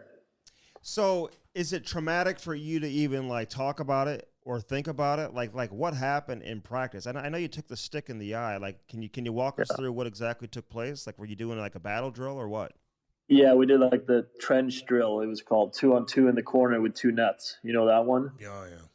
Yeah, and then it was 2-on-2, and then all of a sudden, one of my teammates falls, and as he's falling, he just kind of swings his stick like a baseball bat, and I just see his stick coming full speed and hits me right in the eye. Not even, I was hoping maybe it could hit the eyebrow or the bone underneath, but it hit me right in the eye, and I was just laying on the ice screaming, and I guess all the guys on the team said it was like one of the scariest things they've seen or heard, because I was just laying there, and at that point I didn't see anything because it was so swollen, and I'm like, oh man, I'm blind right now. And then after like 30 minutes, the pain started getting worse and worse, and like my whole face was throbbing from it. So I had to go in and kind of do a quick surgery just to make sure everything was. Oh yeah, at first they thought I might have to like remove the eye and like get a fake eye, but they realized fairly quick that wasn't the case. So I think for me, it's not that traumatic anymore, because I knew it could have been a lot worse.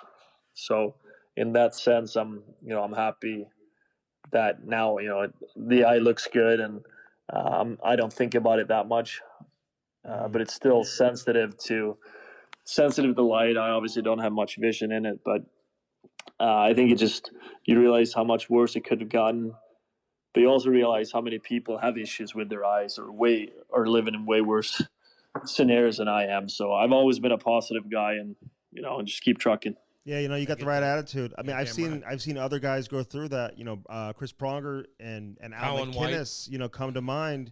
Two guys whose career, ended after, those type of stick infractions and whatever. So, like, do you remember them telling you, "Hey, we may have to remove the eye," or are they talking to each other like the doctors are? Like, what are you thinking when they're discussing that, man? Are you in panic mode or what?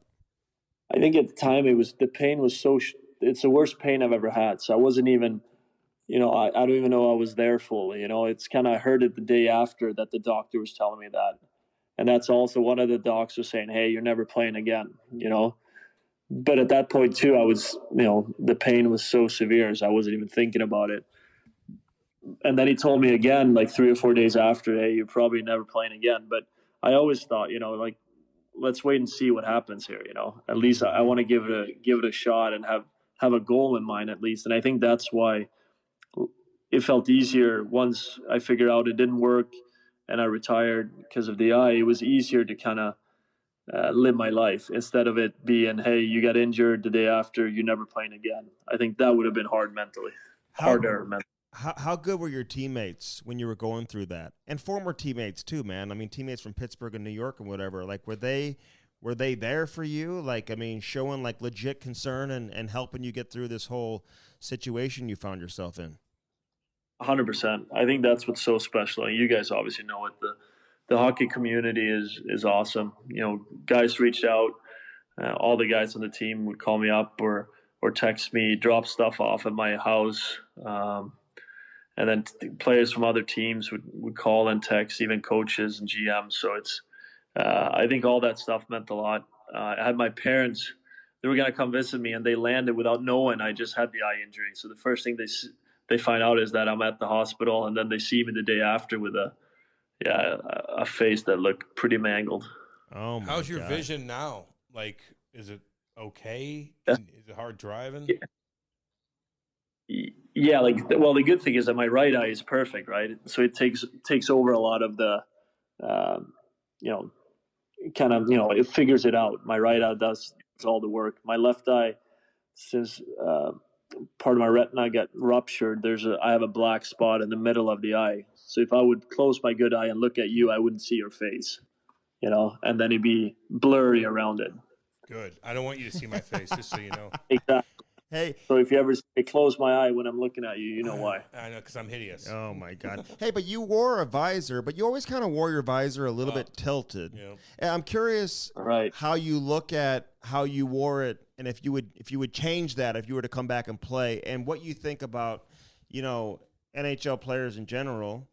I mean, obviously they grandfathered it in. You have to wear a visor. Like, you think they should wear a cage? I mean, has your opinion of that changed at all, or you just look at it as a freak incident? How do you look at it? Yeah, I mean, I look at it as a freak incident or accident, obviously. But if I was going to play this year, I had a cage. I had a visor the same as Mark Stahl has. That kind of goes down to below your lower lip almost. Mm-hmm. And it's harder to play that way. You don't see as much around you, but for me, that would have been the only way of playing. But I think the league does a good job of, when it comes to equipment. At the end of the day, it's that was my choice to do it that way. And a lot of the guys, you see some guys, they play with no visor and they haven't got hit in the face. So I think it can go both ways. Obviously, it's one of those things. If you could have gone back and said, hey, if I wore a cage that day, I would have been fine. But life isn't that easy. You make decisions and you kind of go with it, Yeah, no, I love your attitude, like that, man. Hell yeah. Okay, a couple more things for you. We're going to let you go, man. You've been great, you've been awesome, and you had a great career, man. We're happy we were able to get you on. All right, in their prime. Yeah, answer this. Carl, you cannot, hedge on this. You have to answer these questions, okay? Crosby or Ovechkin? Now, you play with both of them. Yep. You can only pick one. Who are you taking? For team? Yeah, for you. For you, Oliver. Must win. Well, since I won with Crosby, I'm going to have to pick him. Okay, Yeah, right. that's a good answer. But all. it's, Hey, no one's going to fault you with that. That's a good answer. What about Flower versus Lundqvist? You got to win one. You got to win one game. You got to answer. Hey, it's your fault for playing with all these Hall of Famers, man. It's not my fault. It's your fault. Nope, it's your fault. Played with all the great players. Dang right. I got to go with Lundqvist. He was my first goalie. He would drive me to all the games. I mean, all these questions it's hard to say. I mean, I know. We're just messing with you, man. But at least you answered it. Yeah, Ove and Crosby are the best players that I've played with. They're right there.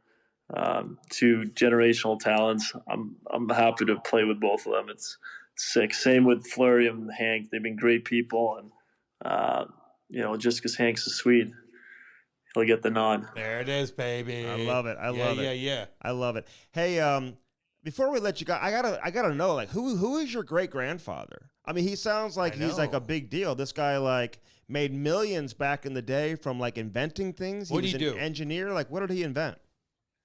Yeah, he was an engineer. He invented some cryptography back in the war in the 1940s. He would sell these machines that would be used during the war, so you could basically send secret messages within the Marine Corps or whatever. Like a Morse code at the time. Exactly. Yeah, and then I mean, just a couple of years ago, one of my team, Nick Dow, just showed me an article, and it showed that the CIA was owned half of his company at the end. So it was, I never met him. It was just it was a cool story. Did you get some of that inheritance? Did you got a ton of money?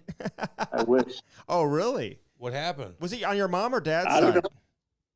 On your dad's side. It was on your dad's side, right? It's your dad's grandpa? Okay. Yeah, there's a lot of kids there involved, so I don't really know what happened there, to be honest with you. Well, you should know. He took down the goddamn Nazis in Imperial Japan. You need some of that. It's your blood, homeboy.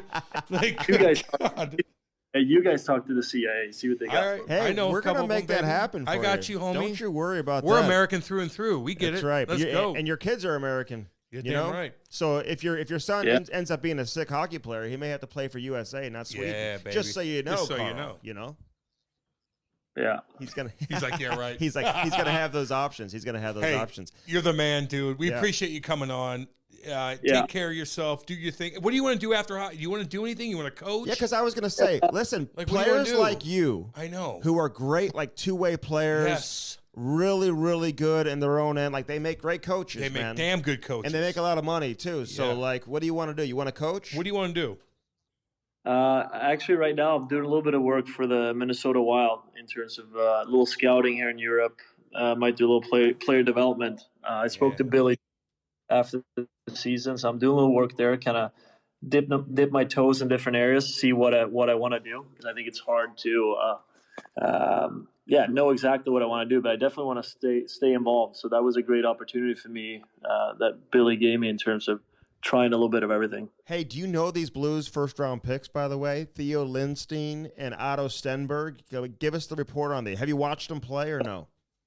No, I haven't. Okay. Thanks, Andy. Come on. I was curious. Their first round He's just picks. getting started. Right, I just started, man. Okay. Hey, Billy First G. round pick last year, right? Yeah, last year. Yep. Hey, Alexander Steen's doing the same thing for the Blues over there in Sweden, man. So maybe you guys will cross paths. Oh yeah. Good oh dude. yeah. You're the, and I'm glad Billy G. Of course, Billy G's taking care of you, he's man, cool as because shit, he's the best also. And you guys, I can see why you guys would get along, man. So, all the best to you, dude. You're the man, and dude. congrats on a great career. You really had a great career, and Be proud. be proud of that, man. You got a great post-hockey career ahead of you too. I can tell as well. So you'll do whatever you want to do, man. So thanks for taking time for us. All right, thanks, guys. All right, see you, Appreciate Oliver. it, man. See you, Take buddy. care. The Chemistry Podcast is brought to you by Bellman and Bellman.com. BEHLMANN.com. Get out there to Detroit, Missouri. Check it out. On one side, you got the Buick, the GMC. Options for everybody. Then right across the street, you got the Chrysler, Dodge, Jeep, and Ram. Again, find something that works for you and get yourself a new set of wheels in time for the winter. All right, that was Carl Hagelin. Yoink. Yeah, man, don't do that. A lot of people are doing it. Yeah. No, I'm doing it. People are coming up to me I'm and doing they're it. saying yoink. Yeah, I'm yelling yoink through the have you created anything like that? through the concourse What's at the your Enterprise Center. They're yelling at me. What's yours? You know what I did the other day, by the way? What's your tagline that you've said? I've had several of Like them. what? I'll wait. Well, at Bellman, you get sushi and flavored water. I told you. Nothing. Oh, come These on. are all mine. That's you can't steal them. Dude. I don't steal. Like, if Andy and I will talk for like an hour, and Andy will like talk about, when Andy goes to the rink, like he has his inside stuff that I don't know. Andy's there. He talks to Braden Shin. He talks to this. He talks to Crosby. He does this. And when he tells me what they said, he knows I'm not going to fucking talk about it on the radio. I'm not going to be the first one to talk about it. He just tells me what's going on. If I did that, you would lose your fucking mind. Now you're stealing my shit. I created Yoink. I created Swinging Dicks. I created Toe Dragging Cougars. Shit Kicker. All that stuff. You can't steal that from me. I think I created Toe Dragging Cougars, maybe. Is he out Yeah, of no, his... I think I'm the one that did that. I did that, actually. I actually toe drag Cougars. That's how we got it. Me with my no shirt on in my old subdivision. I've been known You to do that as haven't well. created anything like I've that. done a lot of toe dragging Don't steal my shit. throughout my life. Toe dragging Cougars, dude. That's what I was doing. You know? Don't say yoink. So I'm yelling yoink throughout the concourse because Why? people are yelling my name and yelling fucking about the podcast. They're saying yoink to me. Oh, well, that's fine. Yeah, so when they say yoink, it's kind of like they don't want you saying when you're it. driving a Jeep from Bellman, you do the Jeep wave. Oh, I get that big time, Yeah. dude. I don't even wave back. I'm sick of it, unless it's a cute girl. Yeah. Create something. Be creative. Be creative. I mean, it just happens naturally with me. I mean, I don't even think about it. It pops in my head. got quite a You're few. trying so I've hard. got quite a They give few. you sushi. Like, what the fuck is that? That's so. I've it got doesn't even quite make a sense. few. It doesn't even make sense. Fucking yoink. That's my thing, dude. You know? Is that plagiarism? What the fuck is that? You're plagiarizing. You're plagiarizing me. Create something. You're plagiarizing. Let's see if it works. Find something and say it and see if it works. And see if people catch on to it. All right. But be creative. Like right now? No, you're going to have to think about it because like- you're not as creative as me. But you'll find something and see if it sticks. Mine all stick. See if you find one. It's got to pop in your head. Don't force you. Like booyah. You know, something That's like already that. been around. Yeah, I know. You got to be creative. Dude, I got a lot of Oh, them. yeah. Actually. I bet you too. Dude. Can't believe you. And I got to do my part too, you know? That's part of my gig. I got to be creative like that. You know what I mean?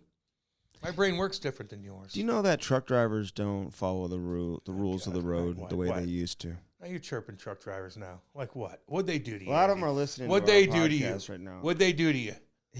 They own the most- road. You better fucking I've always respect the said shit out of this them, about dude. truck drivers. You better respect the truck drivers. Well, I'm dude, dead serious. I on did this. advertising for years. Good.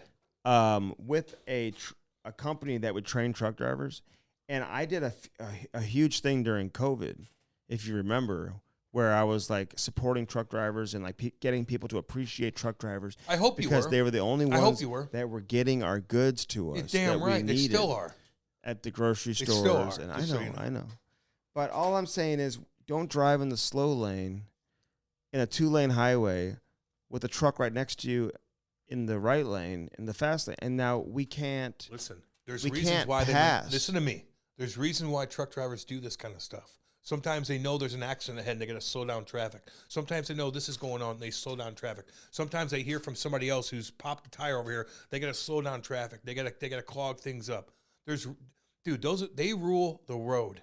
You better respect them. I've always said this about the truckers. You better respect them. If you want to know how to drive, you follow the truck drivers always know how to drive. They know all that shit. They know every construction site. They know this. They know that. They know how to get off. They know I'm saying how to is slow traffic down. They know when accidents happen. They were doing a little bit of like boxing everybody in. There's a reason for that. And causing traffic. They're communicating with each other to do that, to slow things down so it doesn't cause more traffic and accidents. They're not. Yeah, they are. They don't work for the Department of Transportation. Listen to me. They're truck They drivers. are on their CBs talking to every other trucker on the road. And they're like, what's going on up here? And they know before everybody else does. That's why when you're stuck in traffic and you look ahead and you don't know what's going on, what do? You roll up next to a truck driver, you roll your window down, like, hey, buddy, what's going on? They're like, hey, man, talk to my boys up there. They got that goddamn thing. Yeah, because they know. They're communicating with everybody. They own you. Remember that. They own you. You better respect them. They're my people. No, they're dude, not. just so You better respect them. I'm very bitching about close. refs. You're bitching about truck drivers. Get on with yourself, Andy. I'm very close with a lot Get of on with these No, you're not. truck You are the drivers. most non-blue collar son of a bitch I've ever met in my life. Stop saying blue collar. No one says that anymore. I say it. And whoever said that to you can go fuck themselves. Somebody very important. I know who. I know. I don't give a shit. Blue. You told Cam he can't say blue collar. Go fuck yourself. No one says that anymore. Who said that? Who said it? Who? Go ahead. Come on, dude. Nobody says that anymore. Nobody says it. Listen, I'm at the country club and no one says that anymore. Oh, okay. Okay. I'm fucking blue collar, dude. I grew up blue collar. My buddies are blue collar. Like, get out of here. Does Eric Bolton's son play for the London Can Knights? I give a shout out? Is that him who's fighting? Sawyer Bolton. And we got to get my boy. Eric Bolt sends me these videos. Does he play for London? Yes. He beat up No, it was a Wi-Fi's hell brother. of a... Dude, it was... Toe to toe. Don't disrespect Wi-Fi's brother like that. What did I disrespect? He said he beat him up. He didn't beat him up. Oh, they're going toe to toe. Yeah, he jumped him too. Wi-Fi jumped him. That was one of the best junior hockey scraps I've ever seen. Eric Bolton, who was one of my best goddamn friends ever in hockey. I love that guy so much. I've known his kids since 2012. He sends me videos of Sawyer murdering guys. Oh my God. And he was just making it 3 years ago. He's like, "Hey, Cam, he's about to make this team, made it. About to make this other team, made it. Now he's on the fucking London Knights, the biggest big dicks going in juniors, and he's shit-kicking cats." Sawyer Bolton, badass, just like his daddy. And he's probably cool as hell, too, just like his daddy was, man. Eric Bolton, I've never even seen him lose a fight before. I've never seen Bolts lose a fight. He is so goddamn tough, and he's the nicest, funniest guy you'll ever meet in your life. We have to get him on the podcast, by the way. Everybody's been texting me about that. They send me that video 50 times over. Bolt sends me this at like 3 o'clock Of the one with him and Wi-Fi's brother? Yes. Bolt sent me that. He always does it at nighttime, like when I'm crashed out sleeping, and I see it when I get up early in We the were morning. FaceTiming you the other night. I don't pick up that. From the I'm not picking that up. The Ritz Cigar Bar. I don't. Yeah, is you guys all smoking? Hey, Cam, what's going on? I don't care. Like, call me tomorrow when I'm chilling, watching football. Picking up the phone at 12 o'clock. You're not at watching night. football. Yeah, I did. Watch football all fucking day. What'd you eat yesterday? Oh, Andy. God, do I eat a lot of food. Son of a bitch. I made breakfast in the morning. I made sausage, bacon. Sausage? I made a huge omelet, healthy omelet, because we had meat. And then That's not healthy. No, I had meat on the side, but I put a veggie. What do you mean meat on the side? I made sausage and bacon, and then I made an omelet. Do you know what Sazitza is? Oh, yeah. Hey, listen, I'm helping a local football team here in town. With what? A high school football team. So With what? They have every training. every Friday night they have a guest speaker come speak. Oh, okay. Speaking of And so I had Mike Martz go out and talk to them. my neighbor. He doesn't know you. I asked him. He was just at the studio the other day. Yeah, he doesn't know who you are, though. Okay. I asked him. He didn't know you live out there and whatever. He Go does. fuck himself then. He does live out there. But Mike Martz, Mad Mike, longtime NFL offensive coordinator and head coach, the architect of the greatest show on turf. Yeah. Dick Vermeil was. No, he was. He was the architect. The He was the architect. offensive Don't coordinator. tell me. I know you just started doing like sports radio. Now Cam thinks he like knows sports. I was too busy playing hockey. Yeah, you don't. Professionally. That was back when I was like, doing it. Okay, And so you're watching WNBA and all that shit. Yeah, I know. You're into sports. I wasn't when I was playing because I was playing a sport. they didn't have the WNBA back then. They played in the 90s. Yeah, they did. Did Didn't they? it happen in the 90s? Oh, Rebecca Lobo was the first ever pick. Wasn't it in the 30 years? And it had been around for 30 years. God, for real? When Cheryl And they Swoops, still suck. They've been around for 30 years. I don't know why you the say that. MLS has been around. They're fucking building up like no other. Why is Dude, the WNBA MLS, stacked? These into guys shit? are like in the 10th best league in the world. Yeah, no, the 16th best 16th league. And they're best. still doing 10 times better That- than WNBA. I was looking at it the other day, and I'm not chirping the MLS because I think it's great. It's great for the community. It's great for everyone to rally around it. But it's probably the equivalent of like you playing in like England or something. I know it is. Is that a good comparison? Yeah, I'd say. 16th best Like best hockey league. in England, Yeah. which is like they got some good Yeah, leagues and NHL good guys. players. We had Yeah. 2 NHL guys Yeah, on each team. Yeah. You know? So you probably have some guys in the MLS who played at the highest Still level. making $1 million, a lot of them. Not a lot of them.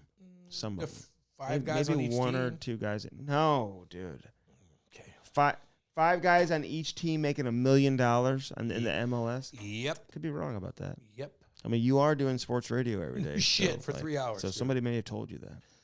Man, I 'Cause look you up ain't my looking shit. that shit It's up. like, dude, that's all I do is look up Why would things. you look that I up? don't have kids. I just read things, dude. That's why, what do you think? I know a little bit about a lot of things, and you don't. Will you come talk to the kids, the football team? I don't know. So I talked to Chief about that the other day. I'm like, Chief, come talk to the kids. He's like, Man, why are you bugging people to do he's your like, job? what do you want me to say? Aren't you supposed to talk to them? No. Oh, I could though. Chief didn't play football, man. Why would you have him talk to a football team? Neither did you. Yeah, I did. I don't want to talk to him. I told you. No, I'm setting it up. I'll talk to a hockey team. Do you call sausage Sazitsa? Sausage. It's sausage. I like that fucking Is it- chorizo, baby. Is That's New Jersey right there. Chorizo. Jersey, God true damn. and true, baby. I'm fucking God. I miss Jersey, dude. I miss the Ironbound. Cam's All like, y'all out Cam's there. like, oh, they drink a lot of coffee in Jersey. They do big time. Espressos everywhere, man. You got It's a like little it's the espresso. coffee capital of the world. I'm like, what? Yeah, They do- coffee's the number 2 most drank substance in the world. Yeah, it is. Behind? Water. Thank you.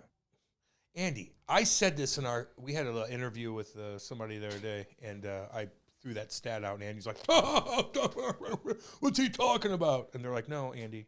They were like, no, Andy, Cam's right. Really? Sometimes you need to sit down a little bit. I don't know about that. No one said that. Sometimes you need to sit down a little bit and let me do my thing. No. And then you chime back in and no, whatnot. no. Doesn't always work. And he's like got to correct me, like, it's not that popular. Oh, yes, it is. Well, dude, the Coffee fact is- checkers are constantly. Okay, what now?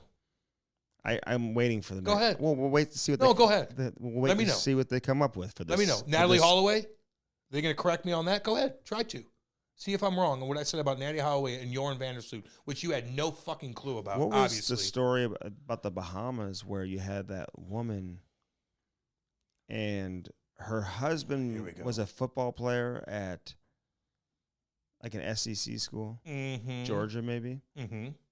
and they were getting divorced and stuff like that. The cops actually came to the house, and then they went to the Bahamas, and they were going to go together, and then like something happened to him maybe. Like Andy just like He was a long snapper. something happened. What's the story with What's the story about this thing that I don't know about, but somebody told me? Like, What's the what, story what? with the long snapper from Georgia? I don't know, dude. I don't know, dude. I don't know. I have no idea what you're talking about. Mm. You have no substance for anything besides hockey. Like none. Break down Bedard. Let's talk about his edges. But tell me about a murder mystery. Get out of here. You didn't even know about Natalie Holloway? It's been a long time. It It's a sounded big- very familiar. Well, how old are you? 2005. You should be looking at Dude, I something on remember. TV. I told you about the John Benet Ramsey one. Shit. And Madeline McCain. And All kinds of weird ones, man. JonBenet Ramsey was a very weird situation. Very wealthy family. They think it was his son who was very aggressive, and they fight all the time. The son and the daughter, and they're Is like the son same, still alive? Probably, but they think he killed. Oh, her. did you hear about the NFL football player Sergio Brown? Yeah, and his mom who murdered his mom. Yep. And She's 86, I think. Yeah, they found her in a creek. He threw her in a creek, and then he fled to Mexico. Yeah, and then the Mexican authorities. Can I tell the story here for a second? Go ahead. I mean, listen, you don't know about murder mysteries and whatever. I'm telling you about one right now. So, because there was that other guy, he and his girl, they got arrested recently, like in Vegas or something like that, about a murder that happened like 20 years ago. You saw that one too. Sergio Brown gets surrounded by the authorities in Mexico. Yeah. They arrest him. Yep. He's yelling on the plane that it's a kidnapping. Yeah. Did you see the video? No. Oh, my God. They're kidnapping me. They're kidnapping me.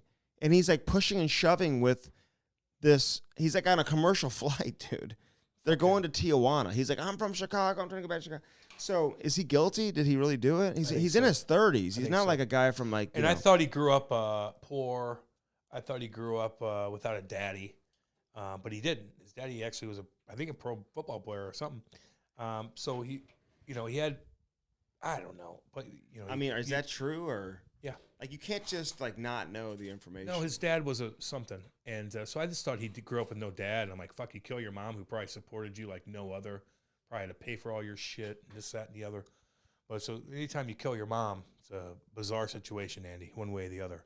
Throw in a creek right behind your house. Like, good Lord. Crazy shit, man.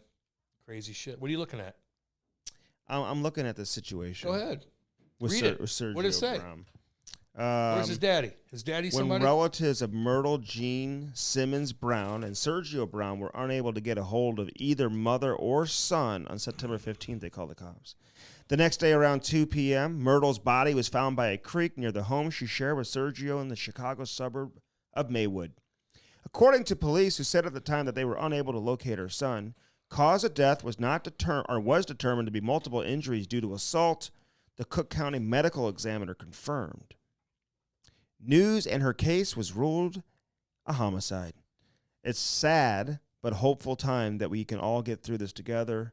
Myrtle's artist son, Nick Brown, wrote in a September 17th Instagram post, Mom always told me tough times don't last, and our last conversation about tough times being temporary is my beacon of hope.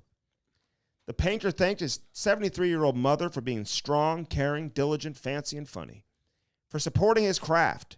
My brother, what are we doing here? My brother Sergio is still missing. If anyone knows where he is, I want him to know that I love you. Please come home.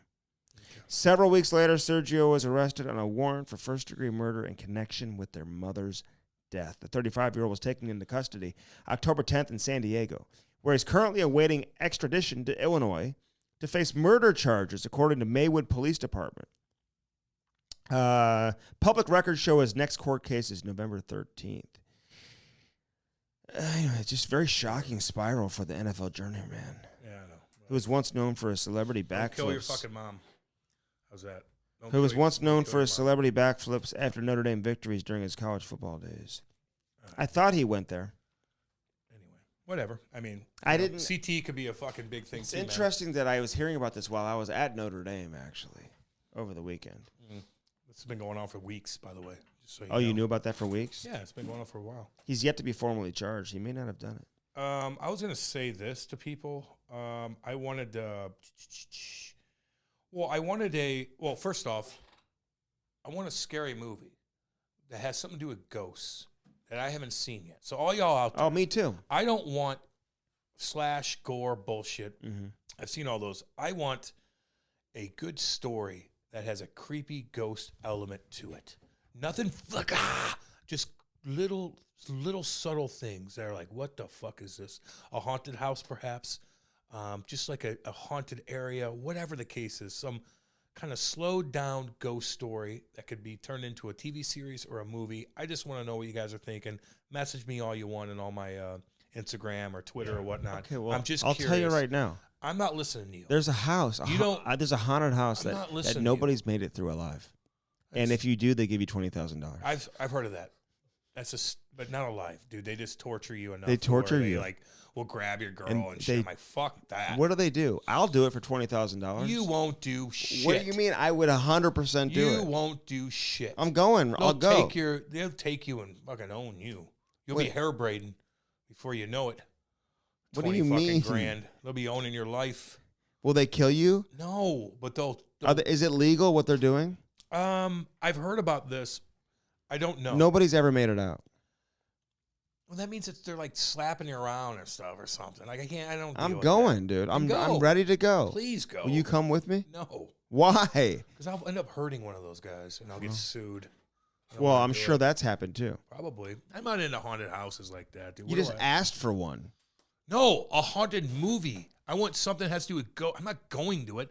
I want to see a good, creepy movie. Yeah, that well, there's a down bunch the of ghosts. them that are out Like there. what? Well, like the obvious ones. Like what? Friday the 13th. That is not what I'm talking about. Do you listen to anything?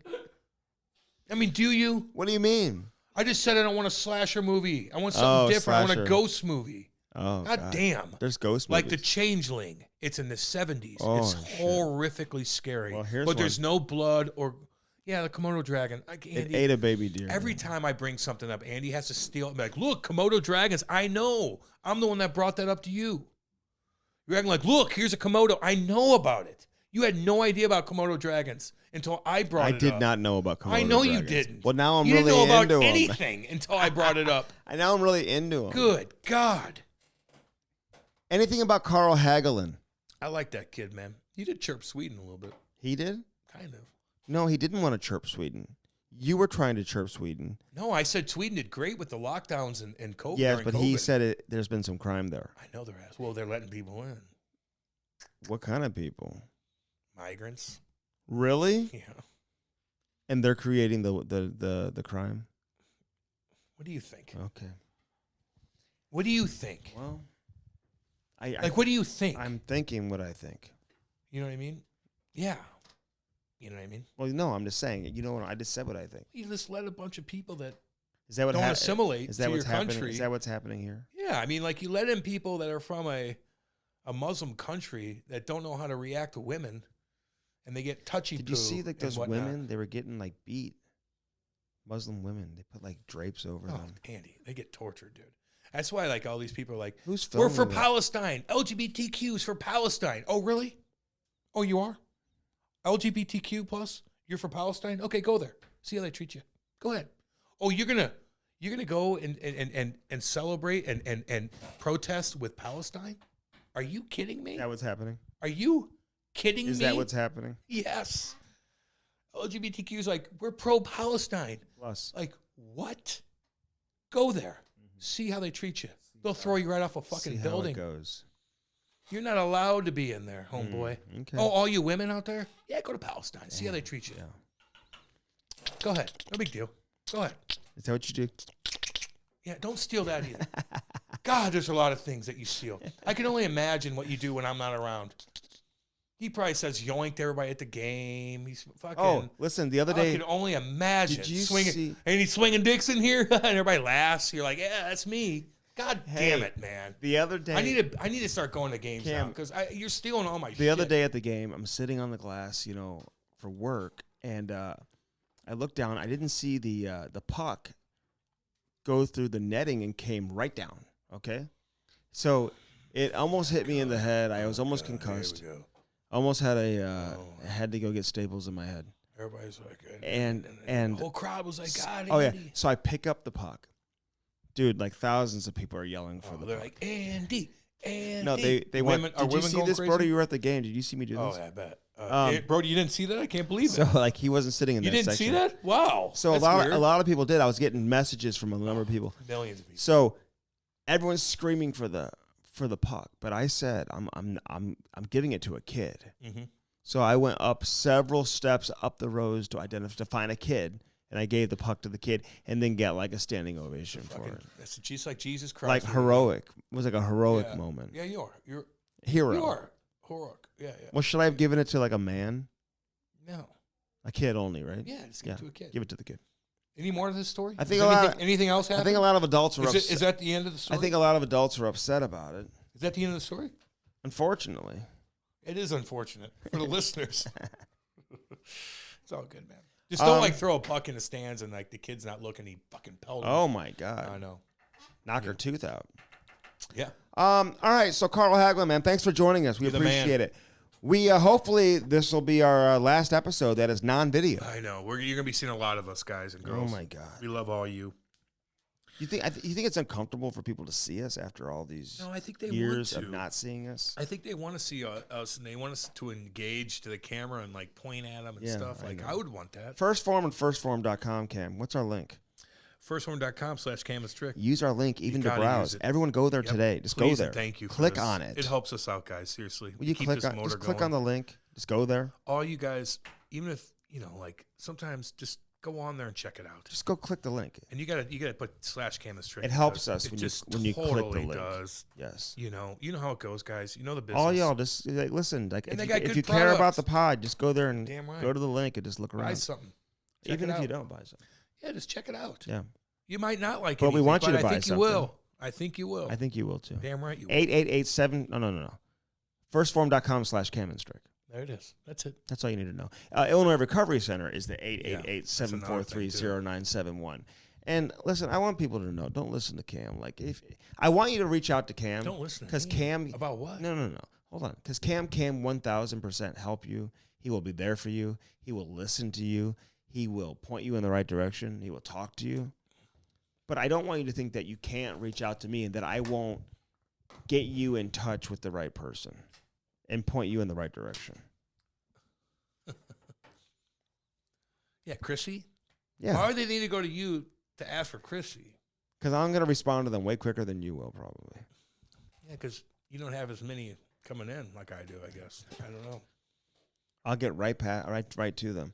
So, and I know it'll make Cam a little jealous and a little upset, but no, it won't help the person. Yes, it will, because I get them in touch with Chrissy. I could actually like understand what they're going through and be like, here's what I would do, and this is what you need to explain to Chrissy about. You know what I mean? 888-743-0971. You're going to be like, did you see me on TV the other day?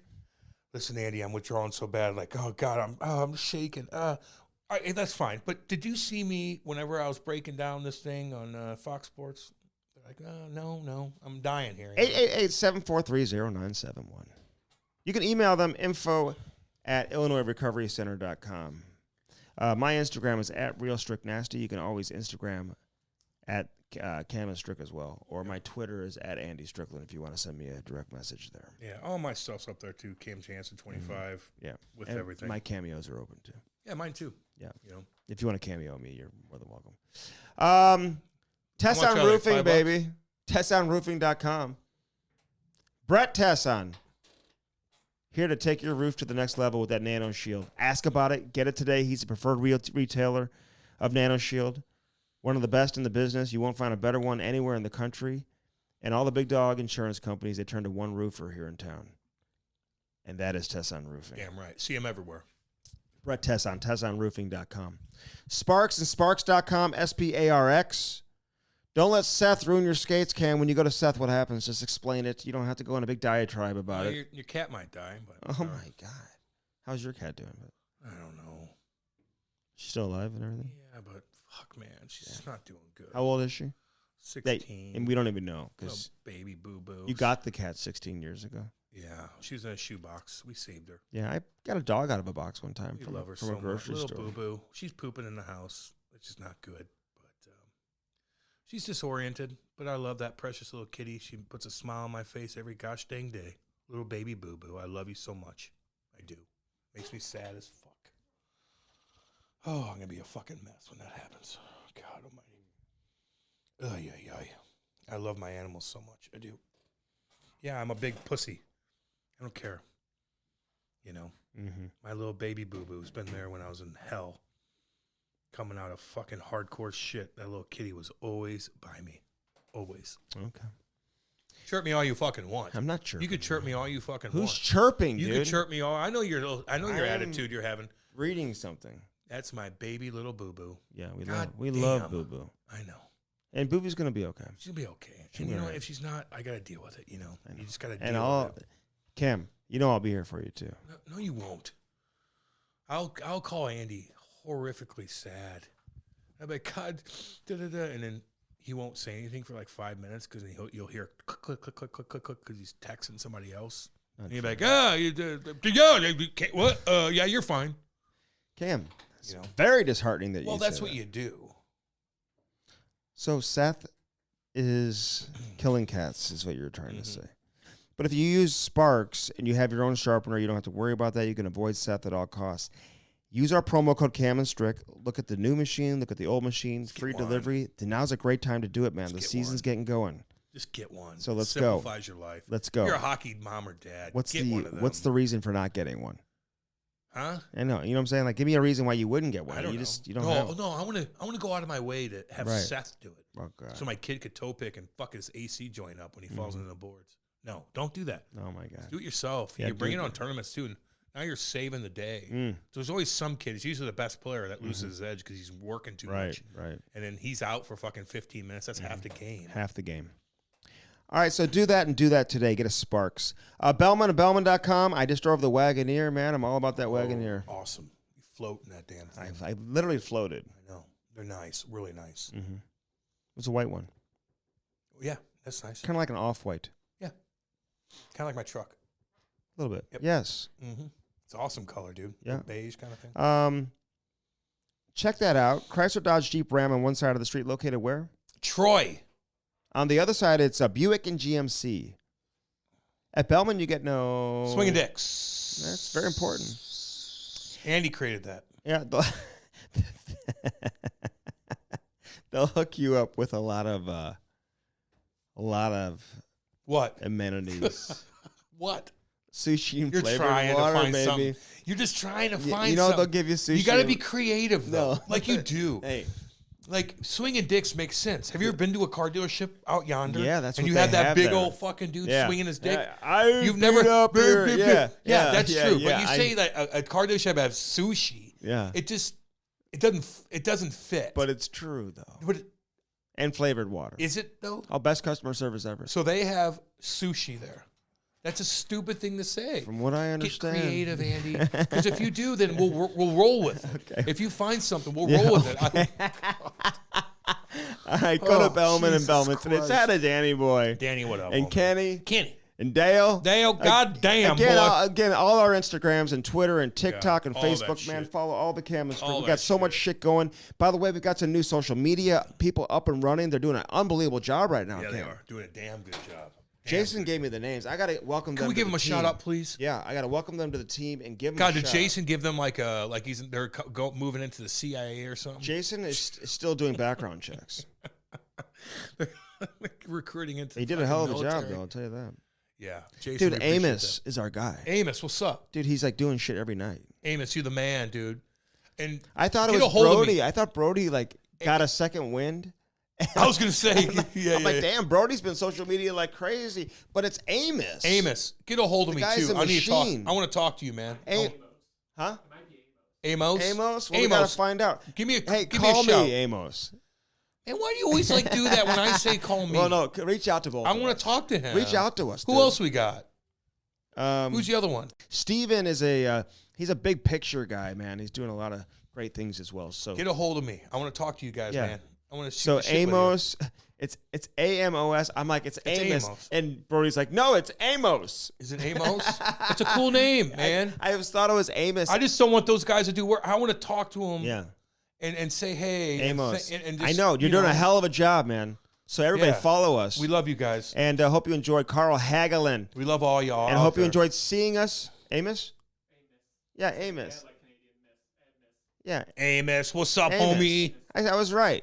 Gosh Brody's like, dang. no, it's Amos. Whatever, man. That's why I just want to talk to you, dude. Hey, See what's up. reach out, Amos. And Yeah. you know what?